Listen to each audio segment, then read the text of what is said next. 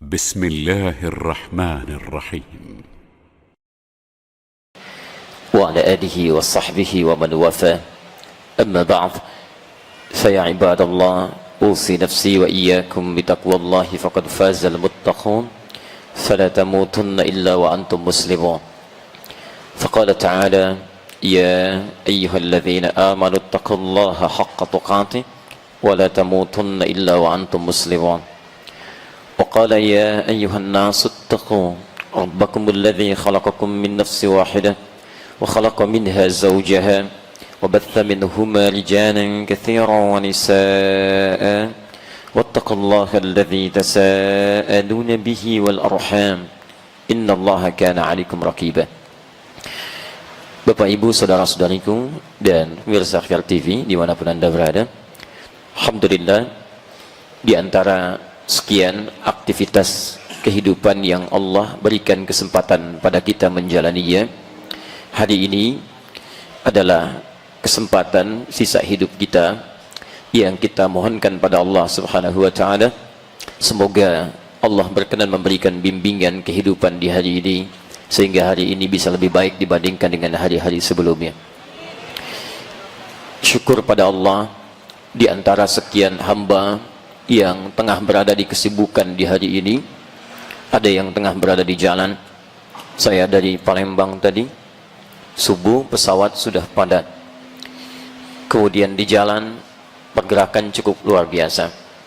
Tapi di antara sekian hamba Allah yang beraktivitas, baru sekitaran kita saja, ternyata Bapak Ibu yang mendapatkan bimbingan dari Allah, ringan langkahnya, dilembutkan hatinya untuk mau datang ke rumah Allah ini, belajar sebagian dari tuntunan syariatnya.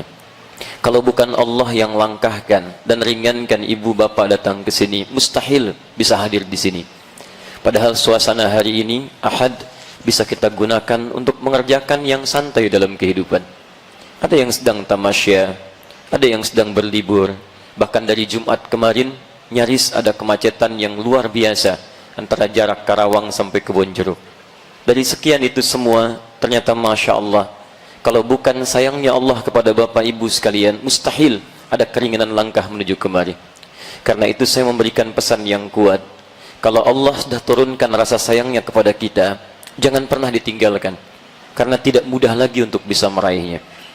Saya bermohon kepada Allah, semoga siapapun yang berada di masjid ini dan sekitarannya mendapatkan karunia yang dijanjikan oleh Nabi Muhammad SAW dalam hadis riwayat Muslim nomor hadis 2010. Saya bacakan hadisnya. Qala Rasulullah SAW, satu kali Rasulullah SAW pernah bersabda, bima ma'na majtama'a qaumun fi baitin min buyutillahi, tidak akan pernah berkumpul berdesahkan hamba-hamba Allah di satu tempat di rumah-rumah Allah, yatluna kitab Allah, dengan tujuan ingin belajar sebagian dari tuntunan kitab Allah, wa yatadarasunahu fima bainahum, kemudian mereka diskusikan, pelajari dengan sesamanya, illa ghasyiyatuhum rahmah, kecuali saat mereka mulai belajar sampai berpisah itu, rahmat Allah akan diliputkan di sekitaran mereka. Wa nazalat alaihimus sakinah, dan ketentraman akan ditanamkan dalam jiwanya. Yang ketiga, wa haffathumul malaikah, dan malaikat ikut berkerumun dengan mereka. Yang keempat, wa dzakarahumullahu fi man 'indah, dan disanjung-sanjung mereka oleh Allah di sekitaran makhluk yang ada di sekitaran Allah sampai selesai mereka belajar. Maka Masya Allah, dari sekian hamba Allah yang beraktivitas, Bapak Ibu yang terpilih kemudian untuk mendapatkan anugerah hadis ini. Semoga pelajaran kita hari ini menghadirkan rahmat Allah Subhanahu wa Ta'ala. Kedua, menghadirkan ketenangan dalam jiwa kita, sehingga para ulama hadis menyampaikan ini esensi belajar atau mengikuti pengajian dan ta'lim. Kalau isi pengajian tidak memberikan ketenangan dalam jiwa, maka ada yang salah dalam apa yang kita terima itu. Karena semua esensi dalam ibadah itu muaranya ketenangan dalam jiwa. Semua aktivitas ibadah dalam Quran umumnya disebut dengan kata zikir. Zikir. Salat itu zikir. Quran surah ke-20 ayat ke-14. innani anallahu la ilaha illa ana fa'budni wa aqimis salata li dzikri. Saya Allah, tidak ada Tuhan yang layak disembah kecuali saya. Bagaimana menyembahnya? Sembah saya, tunaikan salat. Untuk apa salat? Li dzikri, untuk zikir kepada saya. Baca Al-Quran itu zikir, zikir, dan Quran disebut zikir oleh Al-Quran. Quran surah ke-15 Al-Hijr ayat ke-9, paling kanan di pertengahan. Inna nahnu nazzalna dzikra wa inna lahu lahafizun. Kami telah turunkan Al-Quran sebagai zikir. Quran disebut sebagai zikir. Penghafal Quran dia sedang berzikir. Bahkan menghafal Quran 4 kali disebutkan di satu surah yang sama. Quran surah ke-54 ayat 17, ayat 22, ayat 32, ayat ke-40. Walaqad yassarnal Qur'ana lidzikri fahal min muddakir. Sungguh kami telah mudahkan Al-Quran untuk diingat, dihafalkan. Menghafal Quran disebut sebagai zikir. Jadi ketika antum sedang menghafal Quran, anda sedang berzikir. Doa itu zikir. Quran surah ke-7 Al-A'raf ayat 205. Wadhkur rabbaka fi nafsika tadarruan wa khifatan wa dunal jahri minal qaul. Silahkan berdoa, berzikir, kata Quran, dalam jiwamu dengan kalimat-kalimat yang lembut, dengan kata-kata yang menyentuh. Mohonlah kepada Allah dengan penuh ketawadhuan. Zikir, doa, istighfar, kalimat thayyibah pasca salat disebut dengan zikir. Astaghfirullah, astaghfirullah, astaghfirullah. Hadis Muslim nomor hadis 591. La ilaha illallah wahdahu la syarika lah, lahul mulku wa lahul hamdu wa huwa ala kulli syai'in qadir. Hadis Muslim nomor hadis 593. Subhanallah, subhanallah, subhanallah, alhamdulillah, alhamdulillah, alhamdulillah, Allahu akbar, Allahu akbar, Allahu akbar. Hadis Muslim nomor hadis 597. Itu zikir. Zikir disebut oleh Quran dengan zikir. Quran surah keempat An-Nisa ayat 103, paling kanan di pertengahan. Fa idza qadaytumus salata fadhkurullaha qiyaman wa qu'udan wa 'ala junubikum. Kalau anda selesai menunaikan salat, bergegaslah untuk zikir kepada Allah. Anda boleh sedang sibuk, tapi bukan berarti kesibukan anda menepikan zikir. Daripada jalan sambil ngobrol, kata Al-Quran, apa tidak susah mengucapkan kalimat astaghfirullah sambil berjalan? Subhanallah sambil berjalan. Sedang senggang, duduk. Sulit, sambil berbaring. Tidak ada sedikit pun peluang untuk mengelak darinya. Zikir. Dan ta'lim, belajar, mengajar seperti saat ini, itu bagian dari puncak zikir. Karena itu Nabi menyebutkan bahwa di hadis Muslim tadi, nomor hadis 2010, disebut amalan kita dengan zikir. Dan zikir yang baik itu adalah zikir yang memberikan ketenangan kepada jiwa. Quran surah ke-13 ayat ke-28. Ala bidzikrillahi tatma'innul qulub. Yakinkan dirimu, jika zikirmu benar kepada Allah, maka dampaknya ke hati pasti tenang. Ini rumus, Bu. Kalau ibu sedang gelisah, jangan mengeluh. Mengeluh tidak menyelesaikan persoalan, Pak. Zikir. Ambil air wudu, buka mushaf, baca Al-Quran. Karena kata Quran, baca Quran itu menghadirkan ketenangan. Walaupun solusi belum datang, tapi ketenangan diberikan. Nikmat. Antum gelisah, ambil wudhu, salat. Apalagi ke masjid, Masya Allah. Masjid itu disebut tempat paling menenangkan di muka bumi. Quran surah kedua Al-Baqarah ayat 125, paling kanan di pertengahan. Wa idh ja'alna al-baita mathabatan lin-nasi wa amna. Dan ketika kami jadikan bait Ka'bah, masjid sekitarannya, tempat pusat bagi ibadah manusia dan tempat yang paling menenteramkan di bumi. Jadi kalau bapak ibu datang ke Ka'bah, segelisah apapun, sebesar apapun persoalannya, itu di depan Ka'bah bisa tenang kita. Tiba-tiba menangis, tenang. Masjid begitu. Antum gelisah, ambil air wudu, datang ke masjid, salat 2 rakaat. Jangankan salat, masuk masjid aja auranya sudah beda. Masya Allah, begitu masuk, sholat, duduk, tenang, bawa kipas angin, plak, tidur aja. Saking tenangnya. Alhamdulillah. Mudah-mudahan materi kita hari ini ada manfaat yang insya Allah Allah mudahkan untuk kita semua. Hasilnya menghadirkan ketenangan dalam jiwa dan bisa kita amalkan dalam kehidupan. Baik, kita mulai materi kita. Dan seperti tema yang disampaikan pada hari ini adalah tentang berwudu tanpa boros menggunakan air. Mohon izin supaya membiasakan dulu, saya terbiasa untuk menguraikan dulu referensi-referensi dari Al-Quran dan hadis terkait materi yang coba kita akan uraikan. Kalau wudu, seperti apa wudu dalam Al-Quran dan Sunnah? Kemudian disebutkan jangan boros, seperti apa ukuran jangan boros dalam Al-Quran dan Sunnah? Bila ada itu didapati, itu lebih baik dijadikan sebagai rujukan dibandingkan kita mengungkapkan pendapat pribadi. Baik, kita mulai bahasan kita. Saya harus ukur dulu, ya, sampai kapan keterangan ini disampaikan dan apakah ada dialog atau tidak. Saya mohon izin bertanya dulu. Kita sampai jam berapa, Pak? 8.30. Berarti kita cuma punya waktu 30 menit ya. Sampai jam berapa? 9, 10. Salah ya. Baik, silakan. Sampai jam 11 gak ada masalah. Saya jam 9 pulang ya. Jam 11.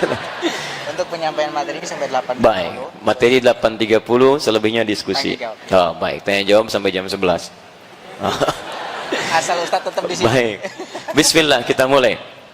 Kita mulai pertama tentang bahasan wudhu dulu, baru kemudian seperti apa wudhu yang baik. Perhatikan baik-baik, saya turunkan dulu keterangan dari Al-Quran. Cara belajar yang baik itu, jika akan membahas persoalan tentang ibadah, maka ada 3 turunan, 3 hal yang mesti diurai. 3 hal ini itu diisyaratkan dalam Al-Quran surah kedua Al-Baqarah ayat 129, posisi paling kiri sebelah atas. Kemudian dijawab di Al-Quran surah kedua Al-Baqarah ayat 151, posisi paling kanan sebelah bawah. Yang Al-Baqarah ayat 129 itu bahkan dimulai 30 generasi sebelum Nabi SAW dilahirkan. 30 generasi, setiap generasi bisa ribuan tahun. Jadi sebelum Nabi Muhammad SAW dilahirkan, Nabi Ibrahim dan Nabi Ismail sudah berdoa kepada Allah supaya nanti ada Rasul yang diutus. Rasul ini lahir di sekitaran Ka'bah. Perhatikan doanya. Jadi Nabi Ibrahim, Nabi Ismail sudah meninggikan bangunan Ka'bah, tugas selesai, berdoa kemudian di samping Ka'bah. Di antara doanya, Quran surah kedua Al-Baqarah ayat 129. Rabbana wab'ath fihim rasulan minhum. Ya Allah, mohon utus nanti seorang rasul yang lahir di sekitaran penduduk dekat Ka'bah ini. Dan tidak ada seorang rasul yang lahir di sekitaran Ka'bah kecuali Nabi Muhammad SAW. Nabi Ismail alaihissalam lahir di Palestina, Kanaan. Kemudian baru diantarkan ke Mekah, diabadikan di Quran surah ke-14 Ibrahim ayat 37. Tapi yang lahir di sekitaran Ka'bah cuma Nabi Muhammad SAW. Saya ilustrasikan lokasinya. Bismillah. Bisa agak panjang sedikit. Saya boleh menulis? Boleh ya. Bismillah. Ibu kelihatan insyaallah? Belum ya, belum Bu. Belum saya tulis. Bagaimana bisa kelihatan? Belum ya. Saya tulis dulu baru kelihatan ya. Ini saya ilustrasikan. Kalau ini Zamzam Tower sekarang ya. Ini geser sedikit. Kalau ke kirinya di sini ada Hilton. Di sini ada kipas angin pertama. Yang ini ada toilet di sini. Kipas angin yang kedua di sini. Kemudian ini geser sedikit ke sini. Ada Istana Raja. Ini Jabal Qubais. Ini Istana Raja di sini. Kemudian kita jalan ke sebelah sini. Kisaran 30 meter ada security, pos satpam, CCTV-nya di sebelah sini. Satu orang penjaganya, seragamnya coklat. Kemudian geser sini. Ini tiang listrik yang besar, lampu. Ini tiang lampu yang kedua, ini tiangnya lebih kecil dari ini, tapi ini sudah tidak ada. Geser sini, ke arah sini, kisaran 100 meter. Di sini ada tempat ngambil air zam-zam. Kalau ibu bapak ingin ambil air zam-zam yang pakai jerigen, jangan maksa yang kesini Bu, di masjid, di kelamaan. Ini lebih bebas ini. Ya, kita pakai selang, pakai macam-macam, lebih cepat di sini. Kemudian di sebelah sini, nah ini lokasi dilahirkan Nabi SAW. Disamarkan sekarang menjadi museum Al-Maktabah Qadimah supaya tidak dikultuskan. Karena tidak sedikit datang orang ke sini salah kiblat Bu, ibu bisa bayangkan.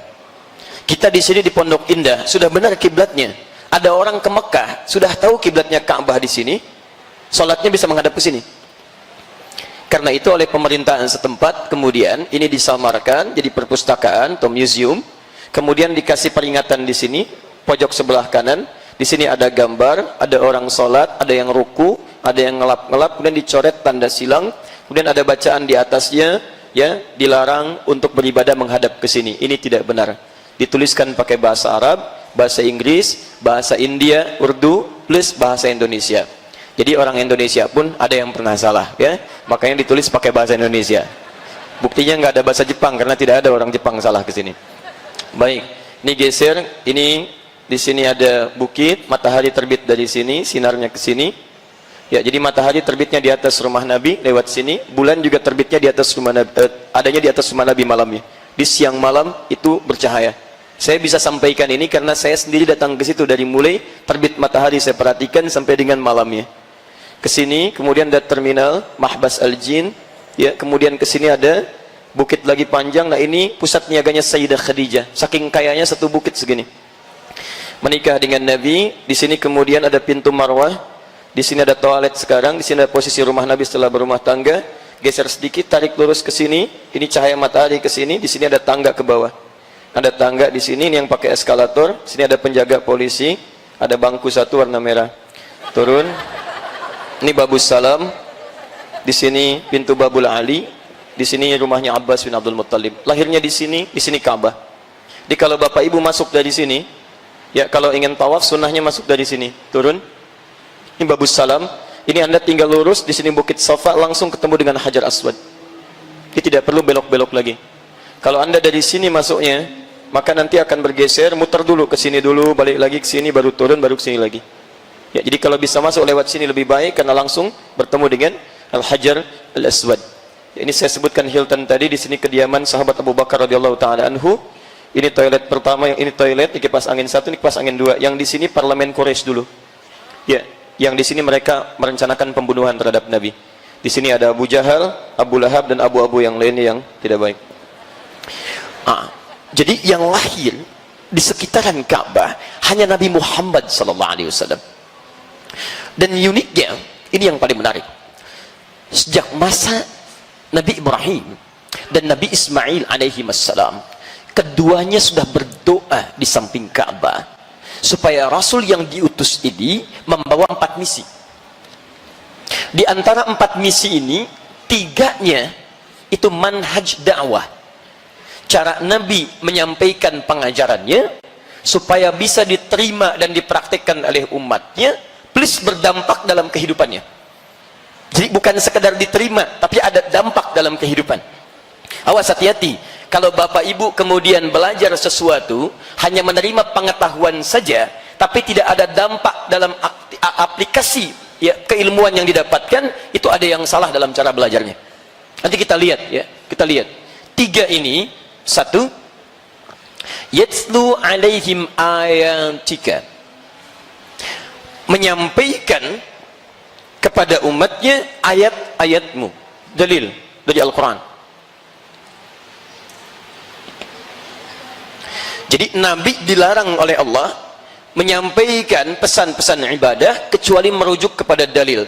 Maka dari itu dalam kaidah usul fiqih sederhana, jika kita ingin mengerjakan ibadah, ukurannya dalil, rujuk ke sini. Ada dalil, kerjakan, tidak ada dalil, tidak usah repot. Jadi Allah menginginkan kita mudah dalam ibadah, bukan ingin mempersulit. Jadi ukurannya sederhana, ada, kerjakan, tidak ada, kita tinggalkan. Sebaliknya urusan dunia itu boleh semua, kecuali yang dilarang. Jadi kalau Bapak Ibu cari urusan dunia, jangan tanya dalil, itu repot. Pulang dari sini mau beli jus alpukat, begitu pesan, bang jusnya 1, dalilnya mana, ayo. Susah kayak gitu, ya, gak akan dapat kita, ya. Ini rujukannya. Yang kedua, wa yu'allimuhumul kitab, mengajarkan isi dalil Quran ini, disebut kemudian dengan hadis, dipraktekkan disebut dengan sunnah. Bisa lah Nabi ingin tunjukkan tentang solat, gak boleh Nabi perintahkan kita solat sebelum ada petunjuk dari Allah, solat tunaikan. Turun ayat Quran surah kedua misal ayat 43, wa aqimus shalah, tunaikan salat. Maka ketika ayat turun baru kewajiban salat bisa kita kerjakan. Jelas? Tapi persoalannya ayatnya ada, tapi caranya kan harus tahu kita. Maka dari itu diperintahkan pada yang kedua, tidak cukup dengan dalil turun, ajarkan bagaimana cara salat yang benar. Wudu belum kita tunaikan, ada dalilnya baru kita kerjakan. Bagaimana cara wudunya? Itu yang diturunkan pengajarannya lewat keterangan Nabi sallallahu alaihi wasallam. Jadi dalam pelajaran-pelajaran ibadah, satu, kita mesti merujuk ke dalil dulu. Kedua, kita mesti tahu bagaimana cara mengerjakannya. Dua aspek. Satu, dua. Tiga, ini yang jarang dibahas. Wal hikmah. Esensinya. Hikmahnya. Hikmah. Esensi. Kenapa kita diminta sholat? Contoh ya, sebagai evaluasi, sebentar, sebagai evaluasi. Al-Quran memberikan ukuran esensi solat. Di Quran surah ke-29 ayat 45. Inna salata tanha anil fahsya'i wal munkar. Sungguh, solat itu bila benar dikerjakan, akan menjadikan pelakunya baik, terbebas dari perbuatan keji dan mungkar. Jadi sumber keburukan itu hanya dua. Kalau bukan fahsya, maaf, keburukan yang bersumber dari syahwat. Kata-kata kotor itu fahsya, jorok itu fahsya, pornografi, porno aksi, LGBT itu fahsya. Jadi mustahil ada orang sholat kemudian bisa berkata kotor. Kalau orang tidak sholat, dia kata-katanya kotor karena memang tidak sholat. Tapi kalau antum sholat, kata-kata antum kotor, ada yang salah dalam sholatnya. Walaupun bacaan sholat Anda terlihat benar, gerakan sholat Anda terlihat sempurna, tapi ada yang salah dalam pelaksanaan sholatnya. Mungkin Anda, maaf, kurang memahami dari apa yang dikatakan dan dibacakan dalam sholatnya. Mungkar, maaf, perbuatan yang diingkari oleh hati kita. Sumbernya nafsu perut dan akal. Dusta itu mungkar, berselisih itu mungkar, mencela itu mungkar, korupsi itu mungkar, segala perbuatan kotor itu mungkar, bersumber dari nafsu perut dan akal. Jadi mustahil ada orang sholat bisa mencuri, mustahil. Ada orang sholat bisa berdusta, mustahil. Ada orang sholat bisa gosip, mustahil, Bu. Ya. Saya tidak, Ustaz, alhamdulillah tidak seperti ibu yang itu. Sama aja, mustahil. Gak bisa, Pak. Mustahil ada orang ke masjid sholat pulang tertukar sandal, mustahil. Mustahil. Itu hikmahnya. Nah, kalau persoalan sholat kita tidak menghasilkan esensi ini, maka ada yang salah di sini dan di sini. Bukan sumbernya, tapi ada sindiran di Quran, salah satunya halus tapi tajam. Halus tapi tajam. Ada orang sholat yang tidak memahami, mengerti apa yang dibaca dan dilakukan dalam sholatnya. Coba cek dalam sekian sholat yang kita tunaikan, ribuan kali ruku dan sujud, berapa persen bacaan sholat yang kita pahami? Jangan-jangan kita ruku nggak ngerti yang dibaca, sujud tidak paham apa yang dilakukan. Bagaimana kita bisa khusyuk dalam sholat? Ini poinnya. Nah, jadi tiga turunan ini yang akan kita turunkan. Umumnya orang kalau belajar ibadah itu mencukupkan pada bacaan, dalil. Yang kedua adalah cara, sunnah. Tapi umumnya jarang membahas aspek yang ketiga. Esensinya apa? Ini poinnya. Ya, Bapak Ibu berdiri begini, ya, bersiap mau sholat, tangan diangkat sini. Caranya benar. Lisan mengucapkan Allahu Akbar. Dalilnya hafal. Ya, Abu Dawud nomor hadis 857. Fayaqulu Allahu Akbar. Pertanyaannya, kenapa tangan Anda seperti ini? Kenapa yang diucapkan Allahu Akbar? Bukan Allahul Azim, Allahur Rahman. Itu semua ada hikmahnya. Dan diajarkan pada Nabi sallallahu alaihi wasallam. Nah, ini yang akan coba kita turunkan pada pagi ini terkait dengan persoalan wudhu. Apa dalil tentang wudhu? Bagaimana cara berwudhu? Dan apa esensi wudhu? Jangan-jangan tiap hari kita wudhu, tapi dampak dari wudhu tidak nampak dalam kehidupan kita. Sepakat sampai sini? Nah, akan tinggal sepakat saja, Bu, ya. Saya yang datang, saya terangkan, saya tulis, saya hapus sendiri. Biasa, ya. Bismillah. Saking pentingnya tiga hal ini, itu diingatkan langsung oleh dua orang nabi Ibrahim dan Ismail alaihi wassalam sebelum kelahiran Nabi Muhammad sallallahu alaihi wasallam. Itu jarak ke Nabi Muhammad ke Nabi Ibrahim sekitar 30 generasi. Setiap generasi bisa ribuan tahun. Nabi Musa ke Nabi Muhammad sekitar 2000 tahun. Muhammad bin Abdullah bin Abdul Muttalib bin Hashim bin Abdul Manaf bin Qusay bin Murrah bin Kilab bin Ka'ab bin Ghalib bin Fihr bin Manik bin Nadar bin Kinana bin Khuzaimah bin Mudrika bin Ilyas alaihi salam bin Nizar bin Mudar bin Ma'ab bin Adnan bin Addi bin Adri bin Muqawwam bin Nahur bin Tarikh bin Ya'rub bin Yasjub bin Nabit bin Ismail alaihi salam bin Ibrahim alaihi salam. 30 generasi. Kalau ini tidak penting, tidak akan dimohonkan oleh dua orang nabi dan rasul sekaligus. Ini menunjukkan 3 aspek ini sangat penting. Ini poin pentingnya. Maka doa ini dikabulkan oleh Allah Subhanahu wa taala setelah 30 generasi. Dengan turunnya Quran surah kedua Al-Baqarah ayat 151, paling kanan sebelah bawah. Kama arsalna fikum, dijawab, rasulan minkum. Sebagaimana kami telah utus di antara kalian, sekitaran Makkah, rasul dari kalangan kalian. Yatslu alaikum ayatina, 1. Wa yu'allimukumul kitab wa yuzakkikum wa yu'allimukumul kitaba wal hikmah wa yu'allimukum ma lam takunu ta'lamun. Berdoa 30 generasi sebelumnya dikabulkan, bahkan saat dikabulkan Nabi Ibrahim dan Nabi Ismail tidak menyaksikan kehadiran nabinya. Ini pesan kata para pakar tafsir bahwa dari sekian doa yang kita mohonkan itu akan selalu ada manfaat bagi diri kita, sekalipun saat dikabulkan belum tentu kita hadir di dalamnya. Dikala bapak ibu memohon kepada Allah, misal, ya Allah jadikan di antara keluarga saya ada yang hafal Al-Quran. Mungkin yang hafal Quran bukan saat bapak ibu hidup. Setelah anda meninggal di antara cucunya ada yang hafal. Hafal itu bukan karena dia hebat, mungkin karena doa anda. Jadi jangan putus dalam berdoa. Ketika anda berdoa tentang apapun akan ada kebaikan di dalamnya. Selain pahala ada pengabulan yang luar biasa. Jadi jangan cepat kecewa kalau kita berdoa seketika belum terkabul. Mungkin ada hikmah yang besar di dalamnya. Nabi Ibrahim, Ismail, 2 nabi disayang oleh Allah. Satu gelarnya Khalilullah, paling dekat dengan Allah. Abul Anbiya, bapak para nabi. Surganya jelas, keturunannya nabi rasul seluruhnya hampir umumnya dekat dengan Allah, dijaga dari maksiat, tingkat surga paling tinggi. Berdoa kepada Allah 30 generasi baru dikabulkan dan tidak mengeluh. Anda nabi bukan, rasul bukan, surga belum jelas, amalan berantakan, hisab masih menegangkan, tidak ada dari kita keturunan nabi. Mohon maaf. Ya, coba lihat, baru berdoa 30 menit saja sudah mengeluh. Saya sudah di rumahmu ya Allah, saya sudah bermohon, saya sudah tahiyatul masjid, Masya Allah, kenapa belum dikabulkan juga? Kurang banyak dan kurang sabar.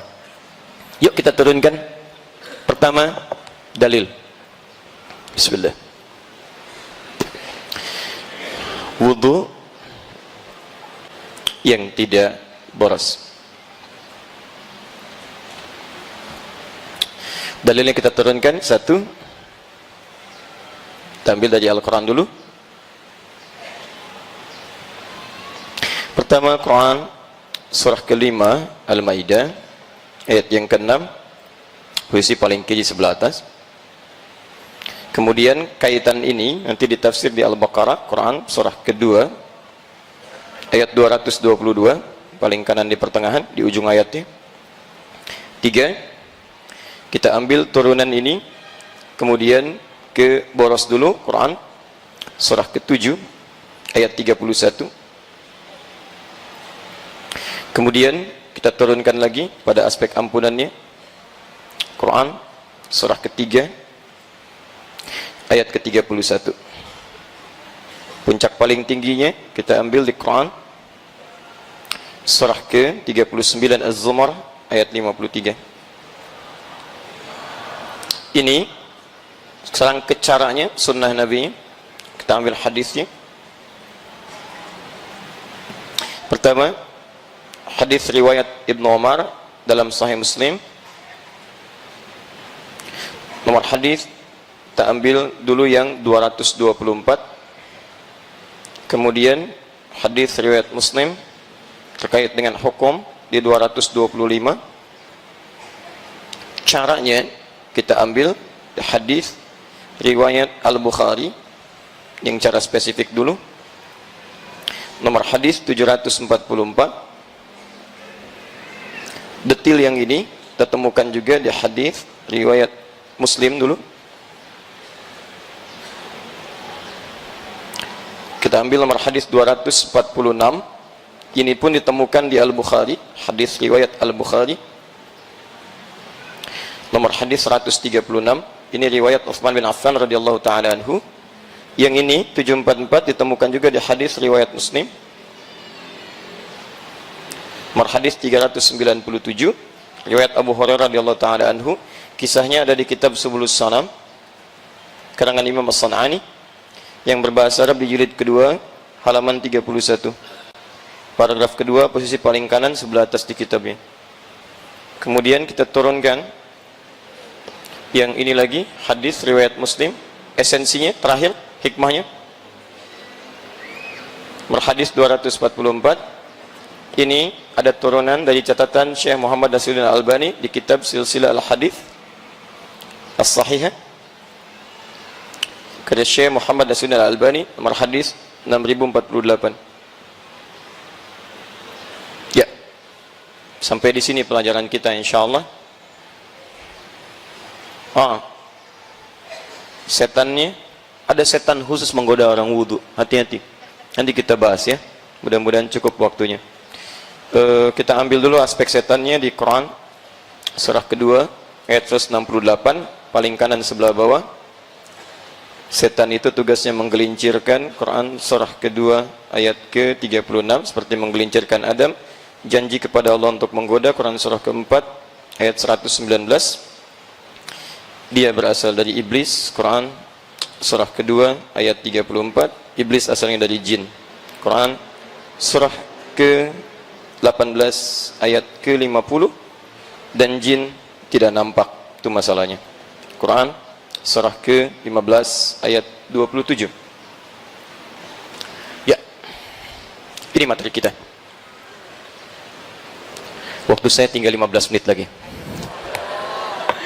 Baik. Satu, kita mulai tentang wudu. Bapak Ibu sekalian, pertama kita ambil ukuran dulu melalui definisi apa itu wudu. Sehingga dengan ukuran itu kita bisa turunkan pada praktek dengan mudah. Wudu itu ada dua pemaknaan.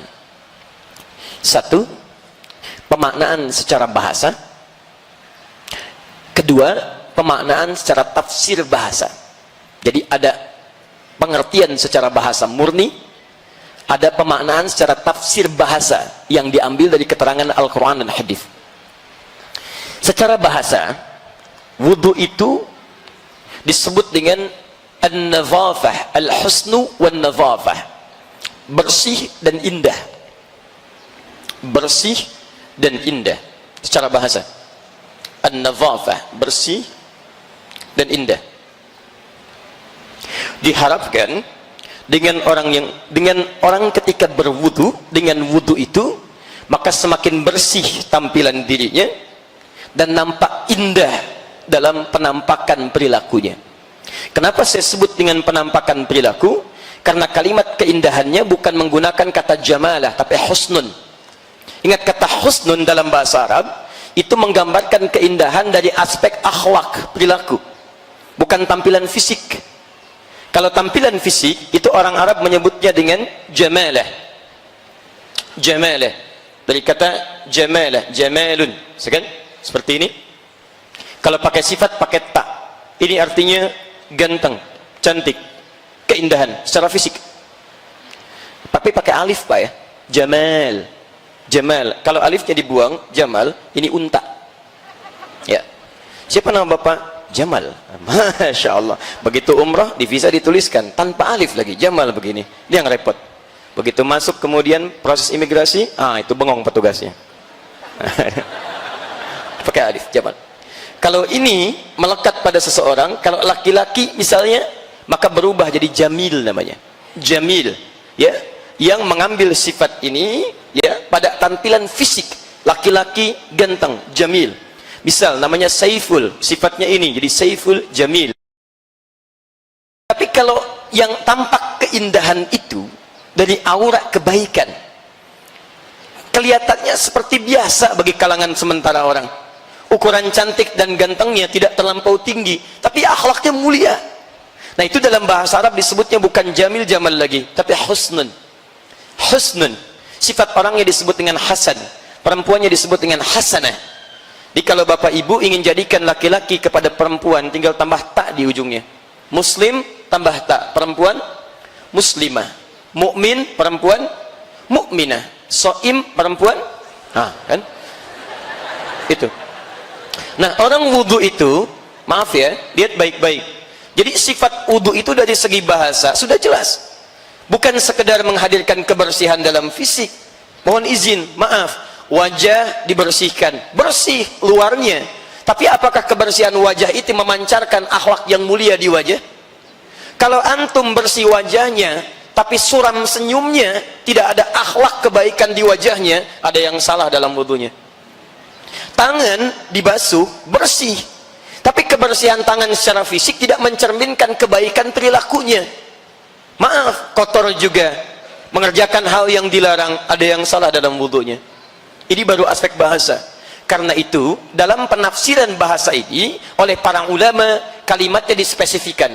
Apa kalimat yang bisa menggabungkan dua aspek ini? Dalam bahasa Arab ada satu istilah, namanya taharah. Taharah. Kalau sudah disebutkan taharah, maka keduanya menjadi satu. Kalau cuma nadhafah, itu bersih luarnya, bersih luarnya. Pernah dengar kalimat ini? An-nadhafatu minal iman. Kebersihan sebagian daripada iman. Itu hadis palsu, ya. Saking palsunya, di kitab hadis palsu pun tidak ditemukan.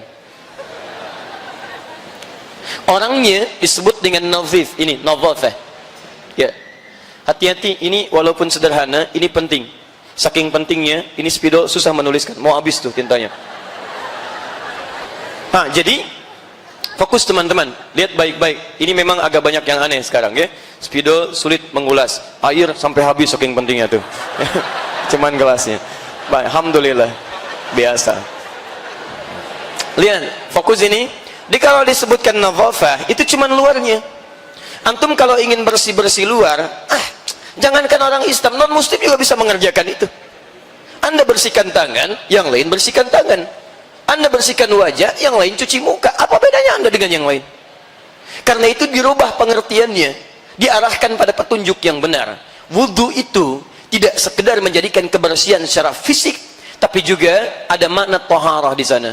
Taharah itu bersih luarnya, suci dalamnya. Itu poinnya, bersih dan suci. Karena itu kalau teman-teman membuka kitab fikih, dibuka dengan kalimat makna wudu, pengertian wudu, maka akan kata ini yang kita temukan, babut taharah, bab tentang taharah, tapi isinya wudu.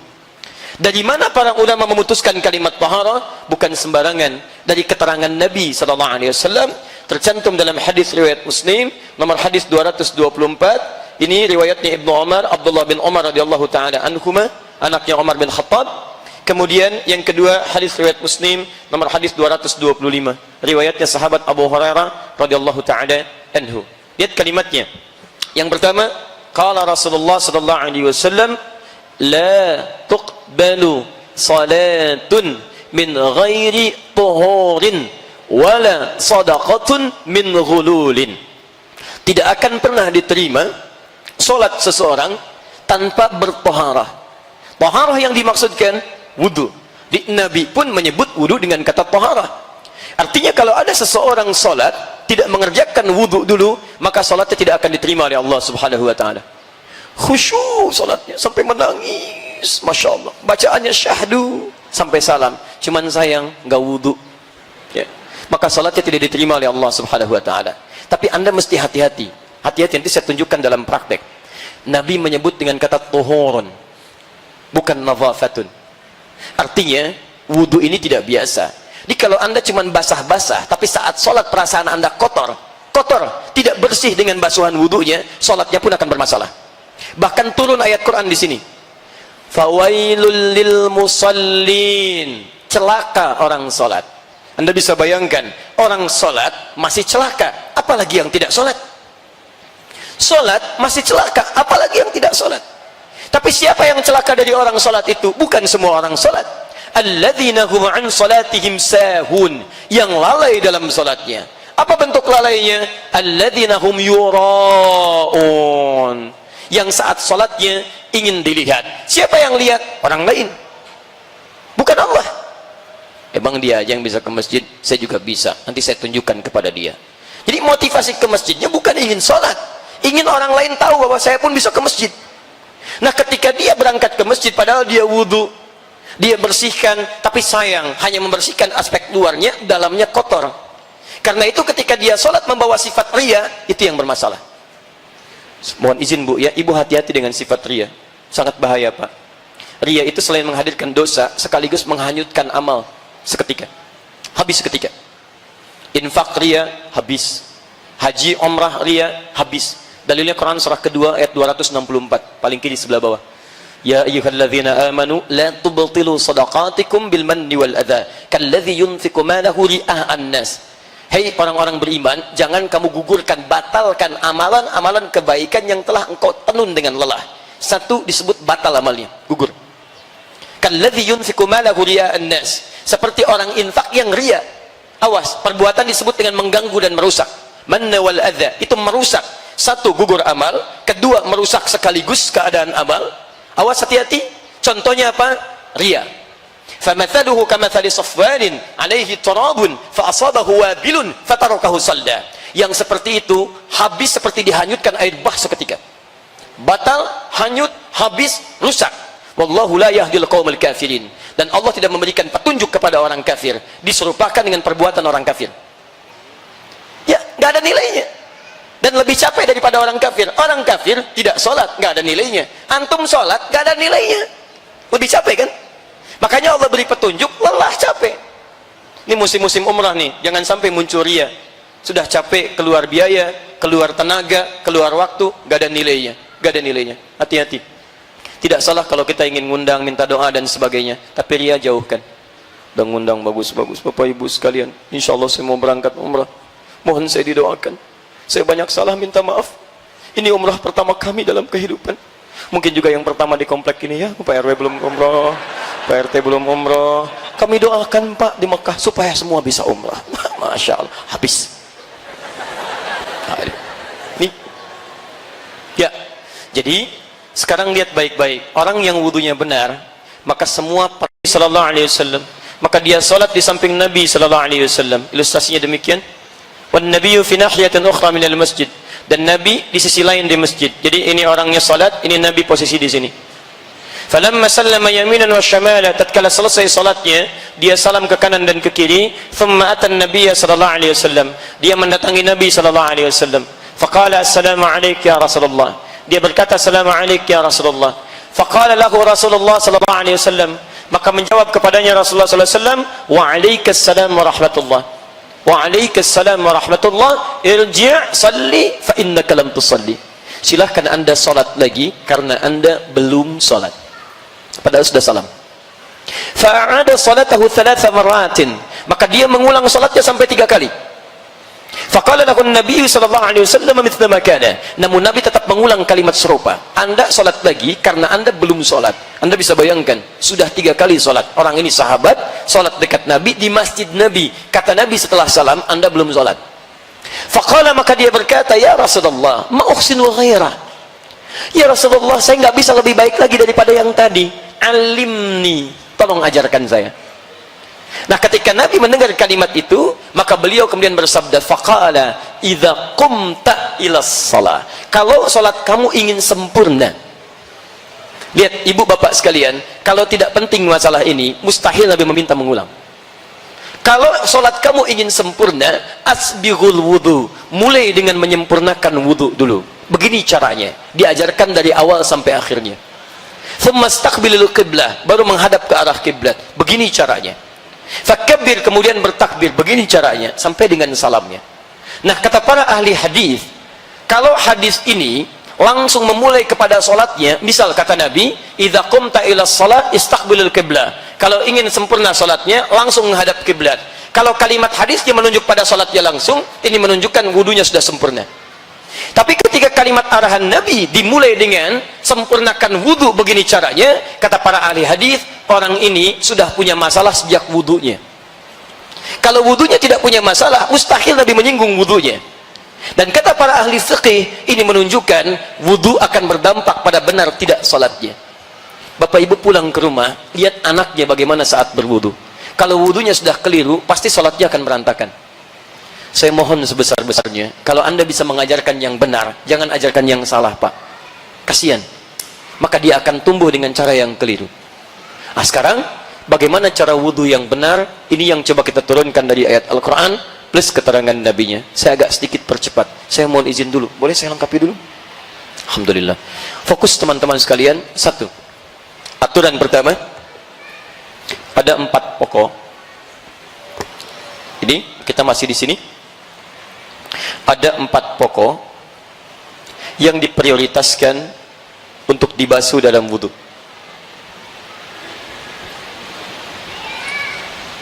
Ada 4. Perhatikan baik-baik. 4 pokok ini sifatnya wajib.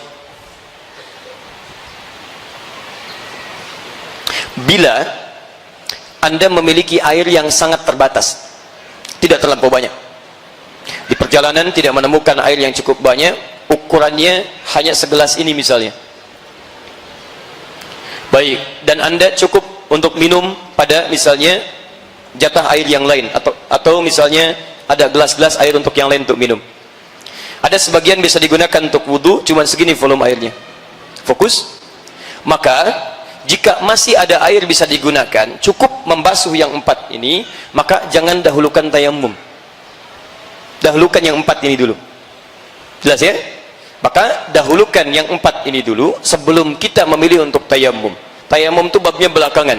Sepanjang airnya masih bisa digunakan, cukup untuk yang 4, maka ini dahulukan. Apa yang 4 itu? 1. Faghsilu wujuhakum. Wajah. Satu-satu. Saya langsung praktekkan. Perhatikan sini. Yang disebut wajah itu adalah tampak depan dari kepala, mulai dari kening ini turun ke bawah ini, termasuk mata, sela-sela ini, fokus, sampai ke dagu sini bawah. Dan mohon maaf sebentar, ikhwan laki-laki teman-teman yang ada jenggotnya, termasuk dengan menyelai-nyelai jenggotnya. Maaf sedikit aja, sedikit saya tekankan, hukum jenggot itu sunnahnya memelihara, bukan menumbuhkan. Jadi kalau teman-teman ada jenggot, rawat dengan baik, yang rapi, merapikannya. Tapi kalau belum ada jenggot atau tidak punya jenggot, tidak usah maksa. Ya gak usah beli timun, beli arang, gosok-gosok, tidak. Ini sedang apa mas? Sunnah. Bukan. Sunnah itu merawat, ya, merapikan. Baik. Dan area bawah di sini, masuk di bawah telinga di sini, ya, bagian dari dagu yang paling bawah. Nah, sekarang perhatikan baik-baik.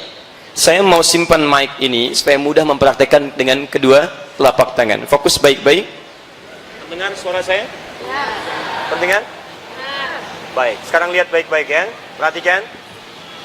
Sebentar. Bahasa Al-Qur'annya pertama, untuk membasuh wajah menggunakan kata ghassala. Perhatikan baik-baik, faghsilu pakai ghassala. Ini untuk wajah menggunakan ghassala. Ghassala itu mengambil airnya dan dibasuhkan ke tempat yang akan dibasuh, ditumpahkan ke tempat yang akan dibasuh. Contoh, kita mohon izin misalnya, saya ilustrasikan mengambil air langsung dari keran misalnya. Saya minta bantuan. Izin Pak, sebelah sini saja. Ini misalnya kerannya, ya, begini. Ini alhamdulillah kalau kerannya agak tinggi ya. Kalau kerannya agak rendah, kita turunkan.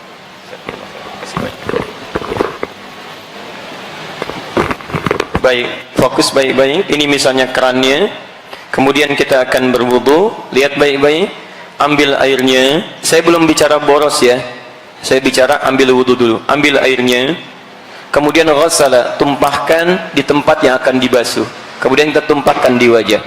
Kemudian saya turunkan, lihat baik-baik. Saya tumpahkan ini, sini. Nah, perhatikan sekarang, ini ada jemari, satu yang telunjuk, ini diusahakan kita fungsikan dengan baik, dengan membersihkan ujung-ujung mata di sini. Jelas ya? Sehingga kotoran bisa dibersihkan dengan baik. Yang kedua, yang jempol, ini kita gunakan untuk membasuh yang bagian belakang di sini. Ya? Diambil airnya, tumpahkan di wajah, seperti ini. Kemudian basuh yang belakangnya. Yang ada jenggot kita kemudian selai-selai. Paham ya? Baik. Berapa kali? Nah, lihat baik-baik. 3 itu adalah batas maksimal. Bila sekiranya basuhan pertama dan kedua itu menjangkau bagian tubuh yang harus dibasuh. Kalau pertama 1 kali saja bisa kita rasakan sudah sampai keseluruhan terbasuh, maka itu bisa dianggap cukup. Jelas ya? Jika dirasakan belum cukup, tambah yang kedua. Atau jika kita ingin lebihkan kebaikannya sampai yang ketiga, itu tidak ada masalah. Dan Nabi pernah berwudu dengan 2 kali. Tidak ada masalah di situ. Jelas? Tapi jangan sampai 4 dan seterusnya. Karena hadis yang mengatakan, "Faman zada faqad 'asa Abul Qasim." Siapa yang sengaja menambahkan, melebihkan sehingga muncul aspek boros di situ pada air, dia telah melawan Nabi sallallahu alaihi wasallam, bermaksiat kepada Nabi. Paham di sini? Baik, sekarang ini baru bagian yang pertama. Ketika masuk bagian yang kedua, kerannya kita perbaiki dulu jika turun. Baik, seperti ini. Baik, yang kedua setelah wajah, wa aydiyakum ilal marafiq, tangan sampai siku. Bapak boleh duduk sebentar supaya tidak capek. Sekarang perhatikan sini. Mana tangan? Dia. Lihat baik-baik Bu ya, Pak ya. Di dalam fikih itu beda kalimatnya dengan pengucapan kalimat biasa. Kalau kalimat biasa disebutkan tangan itu disebut dengan yadun, yad.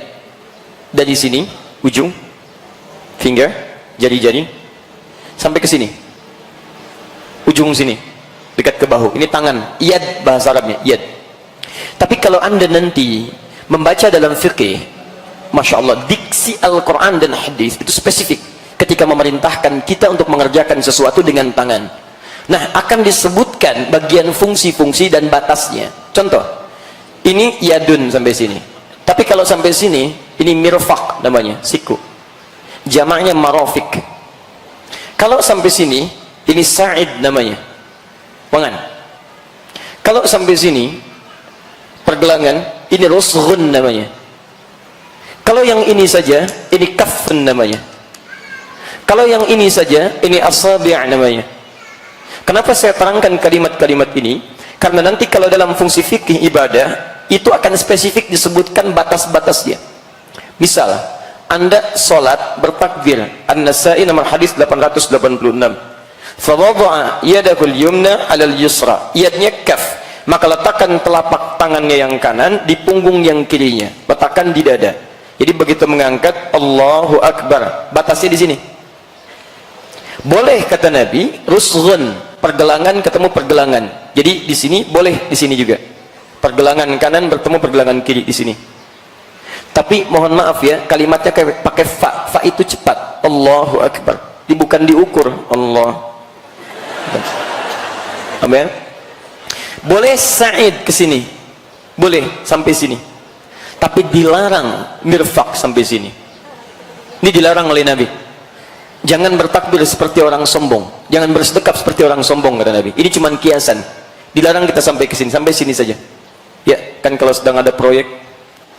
Ini ya. Ini nggak boleh dibawa dalam sholat, ya. Baik, jadi cuma sampai sini saja. Jelas ya? Baik. Fokus. Wudu batasnya hanya sampai sini. Marafiq. Ya, marafiq hanya sampai sini. Sekalipun dilebihkan, tidak boleh berlebihan sampai sini misalnya. Ya.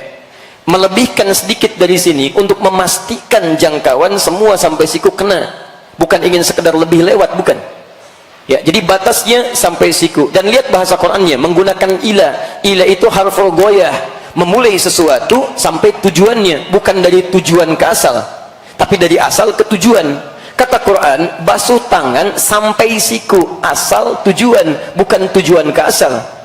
Jadi ketika kerannya kemudian mulai akan kita basuh, ya, lihat dengan airnya, ambil air, ini asalnya tangan sampai siku, Airnya ambil, tumpahkan dari tangan sampai siku. Bukan siku ke tangan begini. Jadi bukan kerannya dibuka, sikunya dibeginikan. Ya, kalau aspek fikih yang benarnya itu diambil dari sini sampai ke sini. Ada yang berpendapat begini boleh, tapi saya kurang sepakat karena nanti dari sudut hikmah itu keluar dari tatanan hikmahnya. Dia yang paling baik ambil dari ujung sini, tumpahkan ke sini, kemudian alirkan lagi ke bawah. Paham? Kanan selesai, kemudian kiri. 3. Ini yang dahsyat. Masuk yang ketiga, berubah dari kata ghasala menggunakan masah. 2. Itu 3. Wamsahu, ini masah, usap sikum, kepala. Fokus, lihat baik-baik. Yang ketiga, ru'us, jama' dari kata ra'sun, artinya kepala. Jadi bukan rambut. Ingat, kepala bukan rambut. Di sini keadilan Allah. Kalau yang disebutkan rambutnya, maka akan kesulitan bagi orang yang belum punya rambut. Masalah. Dan yang kedua, orang yang wudunya cuma mengusap rambutnya, maka wudunya dipandang tidak sah. Hati-hati teman-teman, ya, yang muda-muda ini banyak terlihat sudah rapi, bagus, pakai minyak juga rambutnya itu kan. Begitu wudu takut tumpah lagi atau acak-acakan lagi, cuman takut di sini gitu kan.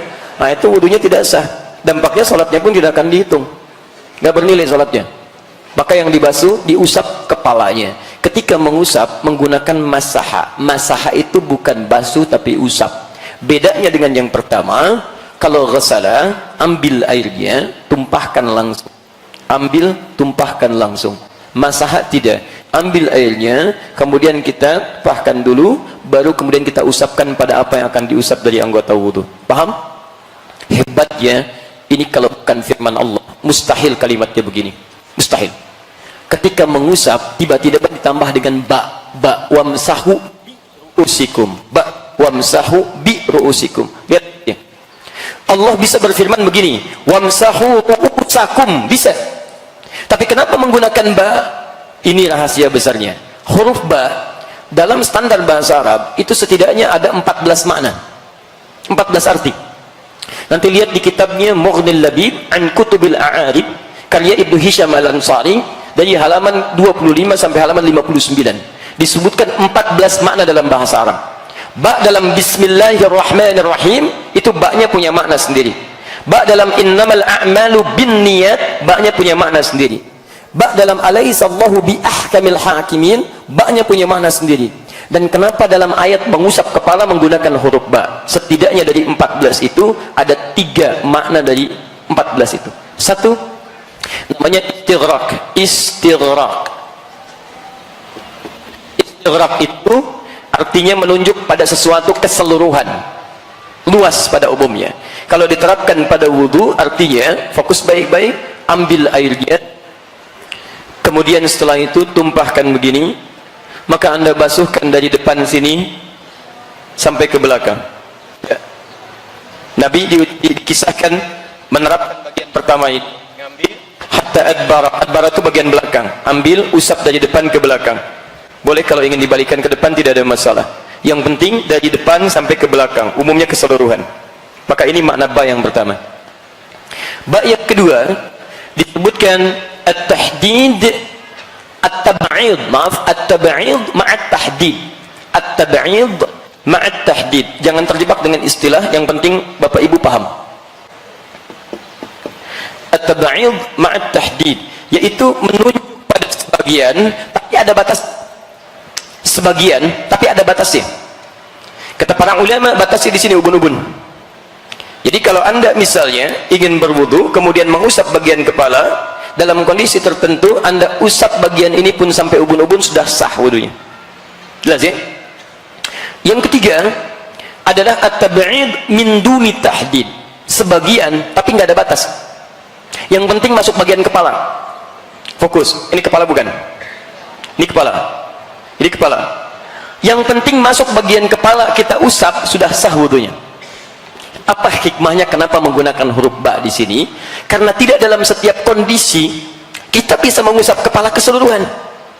Antum punya masalah di kepalanya, misal ada qadarullah, misalnya ada musibah, luka di kepala, luka yang ini, maka bukan alasan bagi antum untuk tidak mengusap kepala. Boleh antum usap yang bagian sini, itu sah wudunya. Dan hebatnya akhwat yang perempuan, tidak bisa ibu berwudu misalnya, misal dalam setiap keadaan yang longgar. Mungkin ada satu kondisi ibu akan berwudu, saat mengusap kepala hijab gak bisa dibuka, maka sederhana sebetulnya, ambil airnya, tumpahkan kepala bagian ini, usap. Atau ambil bagian tertentu di kepala, itu sah hukumnya. Dan sepakat ulama fikih, nggak ada perbedaan di sini, sepakat. Ya, jadi maaf, Nabi mengajarkan, sahabat mencontohkan, tabi'in mengikuti, ulama mengajarkan, semuanya sepakat. Nabi nyampaikan, sahabat sepakat, tabi'in sepakat, ulama sepakat. Ibu Rasul bukan, ya, sahabat bukan, tabi'in bukan, ulama bukan, tidak sepakat. Ibu yang kurang sehat, ya. Wah. Jelas ya? Maka ini faedahnya kenapa menggunakan huruf ba. Wah, bahasa Arab itu luar biasa. Alhamdulillah, orang kita, orang Indonesia, ada yang raih doktor PhD di Al-Azhar, hanya membahas huruf ba saja dalam ayat wudu. Ba dalam ayat wudu, huruf ba dapat doktor PhD.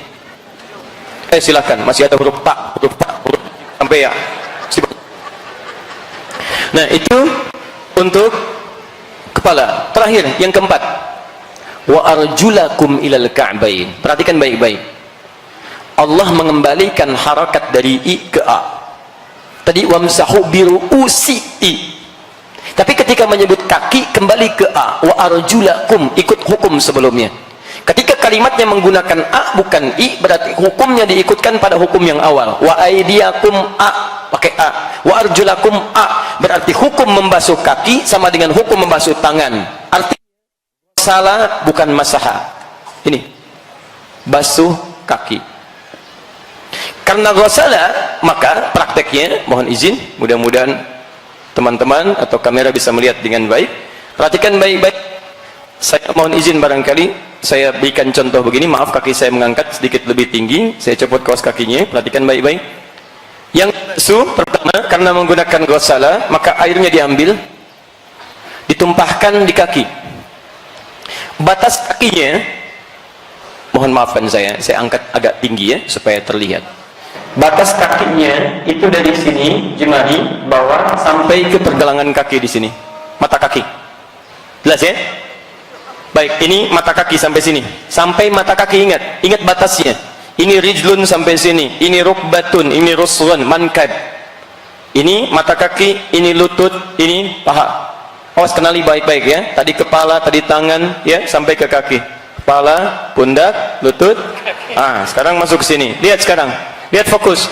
Cara membasuhnya, ambil, tumpahkan di tempat wudu, paling bagus bagi 3.